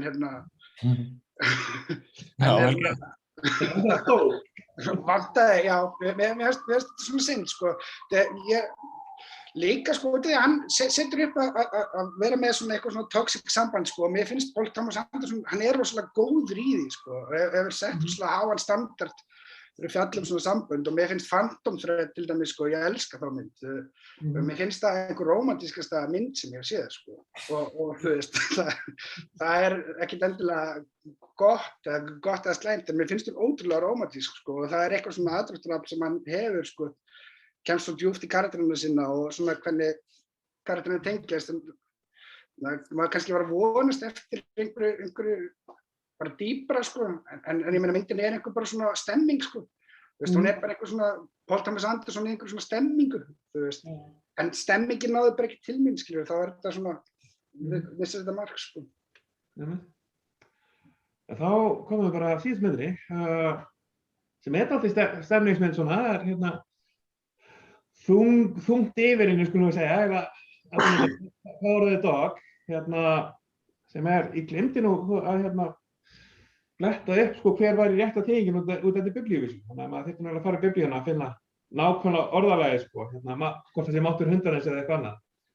En já, fjallar sem þetta er svona vestri samt á 20. öldinni, gerist í Montana og og já, svona fjallar annars vegar, sko, systkini sem eru svona voða, kannski, það er svona pínu eins og þau labbi út úr, sko, út úr einhverjum allt öðrum heimi og síðan eiginlega klassa þau við þessa, harðhausa, kúrika og það er náttúrulega Benedict Cumberbatch sem er náttúrulega svona mjög ógnandi, einhvern veginn, bara svona ógnandi nærveru einhvern veginn. Þú veist, jú, hann er svona einstaklega sem beinir þessu hótafólki, en það er svona meira bara hvernig hann ber sig. Það er svona alveg þú ert ekki að fara að messa í þessum gaur, sko. En Ívar, hvernig fannst þér hundakrafturinn? Já, það hefur verið svo mikið rætt þessa mynd. Ég líka hlusta á þessar margar umræður. Filmspotting og Helgur Rakel tala hann í útvarpinu og alls konar podcast og svona skiptar skoðanir á henni. Ég horfði svolítið, sko, stuttlega fyrir á The Piano eftir Jane Campion og ég hafði í rauninni ekkert séð hann almennilega. Hún var tekin fyrir í einum handritskurs sem ég var í og við horfðum á hana svona í brotum, sko. En ég svona horfði á hana í fyrsta sinn alveg ómengað og mér fannst The Piano svo stórkostleg mynd, sko, hressandi áhorf og bara mikið meistaraverk. Og svo Power of the Dog sver sig svolítið í ætt við The Piano, sko, svona mörg stef fyrir Jane Campion sem eru kunnulega og svipuð, sko. Og hún vinnur vel úr þeim, held ég, að mestu leyti og að því sögðu þetta er svona vel gerð mynd, svona, þú veist, vel leikinn og vel skotinn og svona sterkt andrúmsloft og hún er bara svo fær, finnst mér í svona grundvallaratriðum kvikmyndagerð bara, þú veist, að búa til spennu og mystery í díalógsinu, sko, þú veist, og bara hvernig hún velur að klippa og þú veist, hvernig hún velur að sýna hvaða andlit, sko, þú veist, hún er svo bara svo mikill maestro, sko, í því, finnst mér. Þannig að ég veit ekki alveg hvert ég er að fara með þetta, sko, en í heildina finnst mér mjög góð, mjög góð mynd, ekki fullkomin, ekki jafn góð The Piano, en The Piano er samt, þú veist, stórkostlega mínu mati, svo það er bara eðlilegt. Já, eitthvað svoleiðis. Ég held hún vinni Óskarinn alveg örugglega, er ekki talað að svo sé víst. Já, virkar svona algjört frontrunner, sko. Og ef við talaðum, sko, bara þau Campion, sko, ég var alltaf að hugsa sko, að hún er svo áströlsk. Það er Sam Elliott var eitthvað ég á kjafta annars vegar svona samkynhneigða undirölduna, sko, en líka það að hún væri tekin upp í Ástralíu. Nýja-Sjálandi. Nýja-Sjálandi segi ég. En hún er eiginlega í henni og ég kannski skil hana eitthvað liti með þann vinkil að þú veist bara, þetta er ekki skotið í Montana. Að sko ég var hugsun kannski, ekkert endilega Piano heldur líka bara, þú veist, gömlu Peter Weir myndinar, Picnic at Hanging Rock og kannski sérstaklega þarna vestra sem Nick Cave gerði. Sem er suðræn í rauninni, sem er eiginlega bara einminn uppáhalds vestri sem er svona suðri, The Proposition. Og það var þessi þungi sem kannski er pínu öðruvísi heldur en ameríski vestarþungin, sko. Og sko, mér fannst einhvern Cumberbatch sem þessi, sko, svona þessi ógnandi kúriki er bara frábær frammistaða einhvern veginn, bara svona hvernig hann býr til hennar karakter sem er bara svo mikil ógn í það láði, sko, stundum að þegar maður kemst að dýtilum við lífast, það eiginlega bara svona er mínus út af því að hann er bara svo góður sem presence, einhvern veginn. Og hún er svona þungundur alltaf margt. Þetta var svona mynd, mér finnst ég þurfa að sjá hann aftur, það var einhvern veginn, sko, fannst ekki endilega alveg verið að ná henni strax, sko. En það sem kannski svona, það er að vissu liti kannski sömu veikleikar og Dune að því litinu til að, sko, ekki jafn stór veikleiki Dune, alls ekki, en það samt svona einhvern veginn sko, svona góðu saklausu karakterinir. Mér finnst þeir vera miklu veikari heldur en sko þunglamalegu kúrikanir. Þunglamalegu kúrikanir, það var alveg svona, maður var virkilega kveikja á þeim og meðan svona saklausu karakterinn var bara, já, það er bara svona römbuðið þarna inn úr einhverju Jane Austen mynd sko, alpartinn sko, þannig að já, jú, en hún einhvern veginn bara svona Cumberbatch og svona kannski það sem undirliggjandi náttúrulega með kannski með þann karakter þú veist, bæði hvað hann ógnandi presence og það náttúrulega svona skápa homma element í honum, en líka bara hvað hann einhvern veginn sko, hann að skápa menntamaður líka. Að það kemur ekki að fram með þess að það einhverju annar sem segir að hann hafi bara, þú veist, farið í einhverja fína skólaástag og maður skinnir það einstöku sinnum að hann alveg, þú veist, hann hefur alveg bara lesið sína heimspeki, sín Shakespeare og allt það sko, en hann alveg, þú veist, að spila sig sem sko alþýðumanninn alla leið einhvern veginn sko. Þeir eru náttúrulega sko, þessi fjölskylda, þessi bræður eru náttúrulega, þeir eru bara einhverju óðals eigendur eða þeir eru ekkert kúrek, eða þetta allt svona performatíft sem náttúrulega líka skemmtilegt við persónu hans og performansin hans en já, þeir eru algjörlega náttúrulega eiga bara, eru ríkasta liðið í þessum stór sveitum hann í kring og þessi fjölskyldaðan í kring og það kannski sem skemmtilegt við bara svona sögusviðið og svona einmitt bara sértæknin, þetta bara mjög sértækt persónar og einmitt svona sem kemur náttúrulega líka frá þessari skáldsögu sem verið aðlaga. Og ég hugsaði mikið þú veist, There Will Be Blood sem í samanburði og ég sammála líka það sem ég var að segja með svona bara almenna fagfræðina kampið og piano. Það rosalega flott, það sem kannski truflaði mig, fyrsta lagi leiðilegt að hafa ekki séð hann í bíó, hún náttúrulega Netflix, en kannski fyrir þessa típu af frásögnum og bíómyndum, þá fannst sko lokakaflinn, þá var þetta svo, þetta fór svo eftir einhverjum, þetta var svo plottað. Að ég þarf eiginlega að sjá hann aftur og væri til að skrifa hana, ég gerði það nefnilega ekki. Að mér fannst þetta svo, það var verið að selja mér eitthvað sem var ekki satt, eða þú veist eins og atriðið þegar Kirsten Dunst, mamman, hendir, gefur Indíána eða þú veist Native American, þessi skinn, það er bara til þess að úrlausnin geti orðið. Eða þú veist, til þess að loka dótið hnykkurinn getur orðið, það er bara að vera að undirbúa það einhvern veginn í þessari einhvern veginn svona hefð sem myndin að vinna þá einhvern veginn truflar þetta mig mikið við áhorfið einhvern veginn.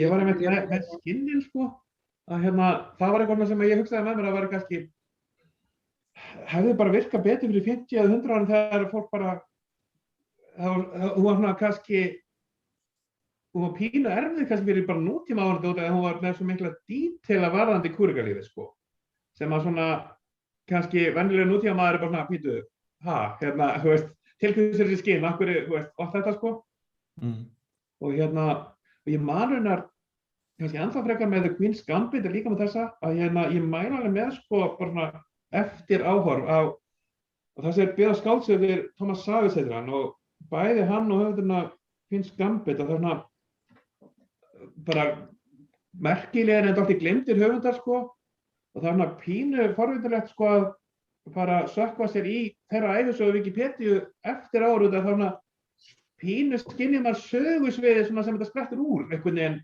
betur sko að einmitt bara Tom Savage og þetta hann var svona, pínu skapa á hann með sjálfur sko og kúriki, skapa kúriki en ef ég man rétt, ég er ekki alveg 100% en það var svona einhvern veginn sko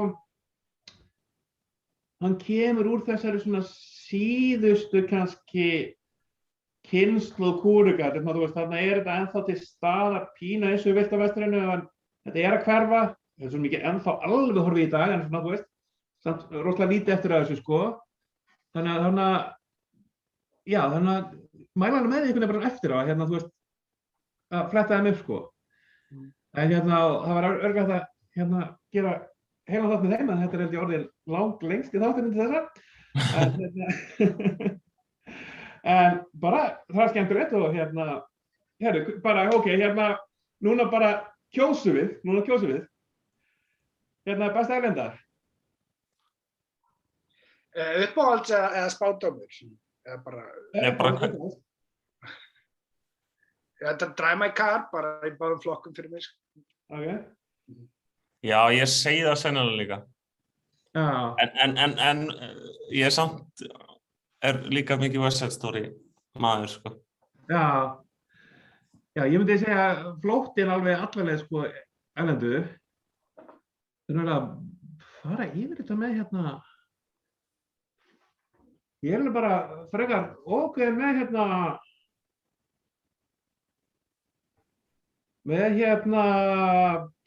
bestu myndina ensku,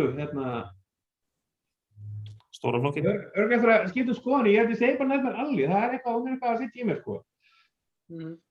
Ég ánægði með það líka.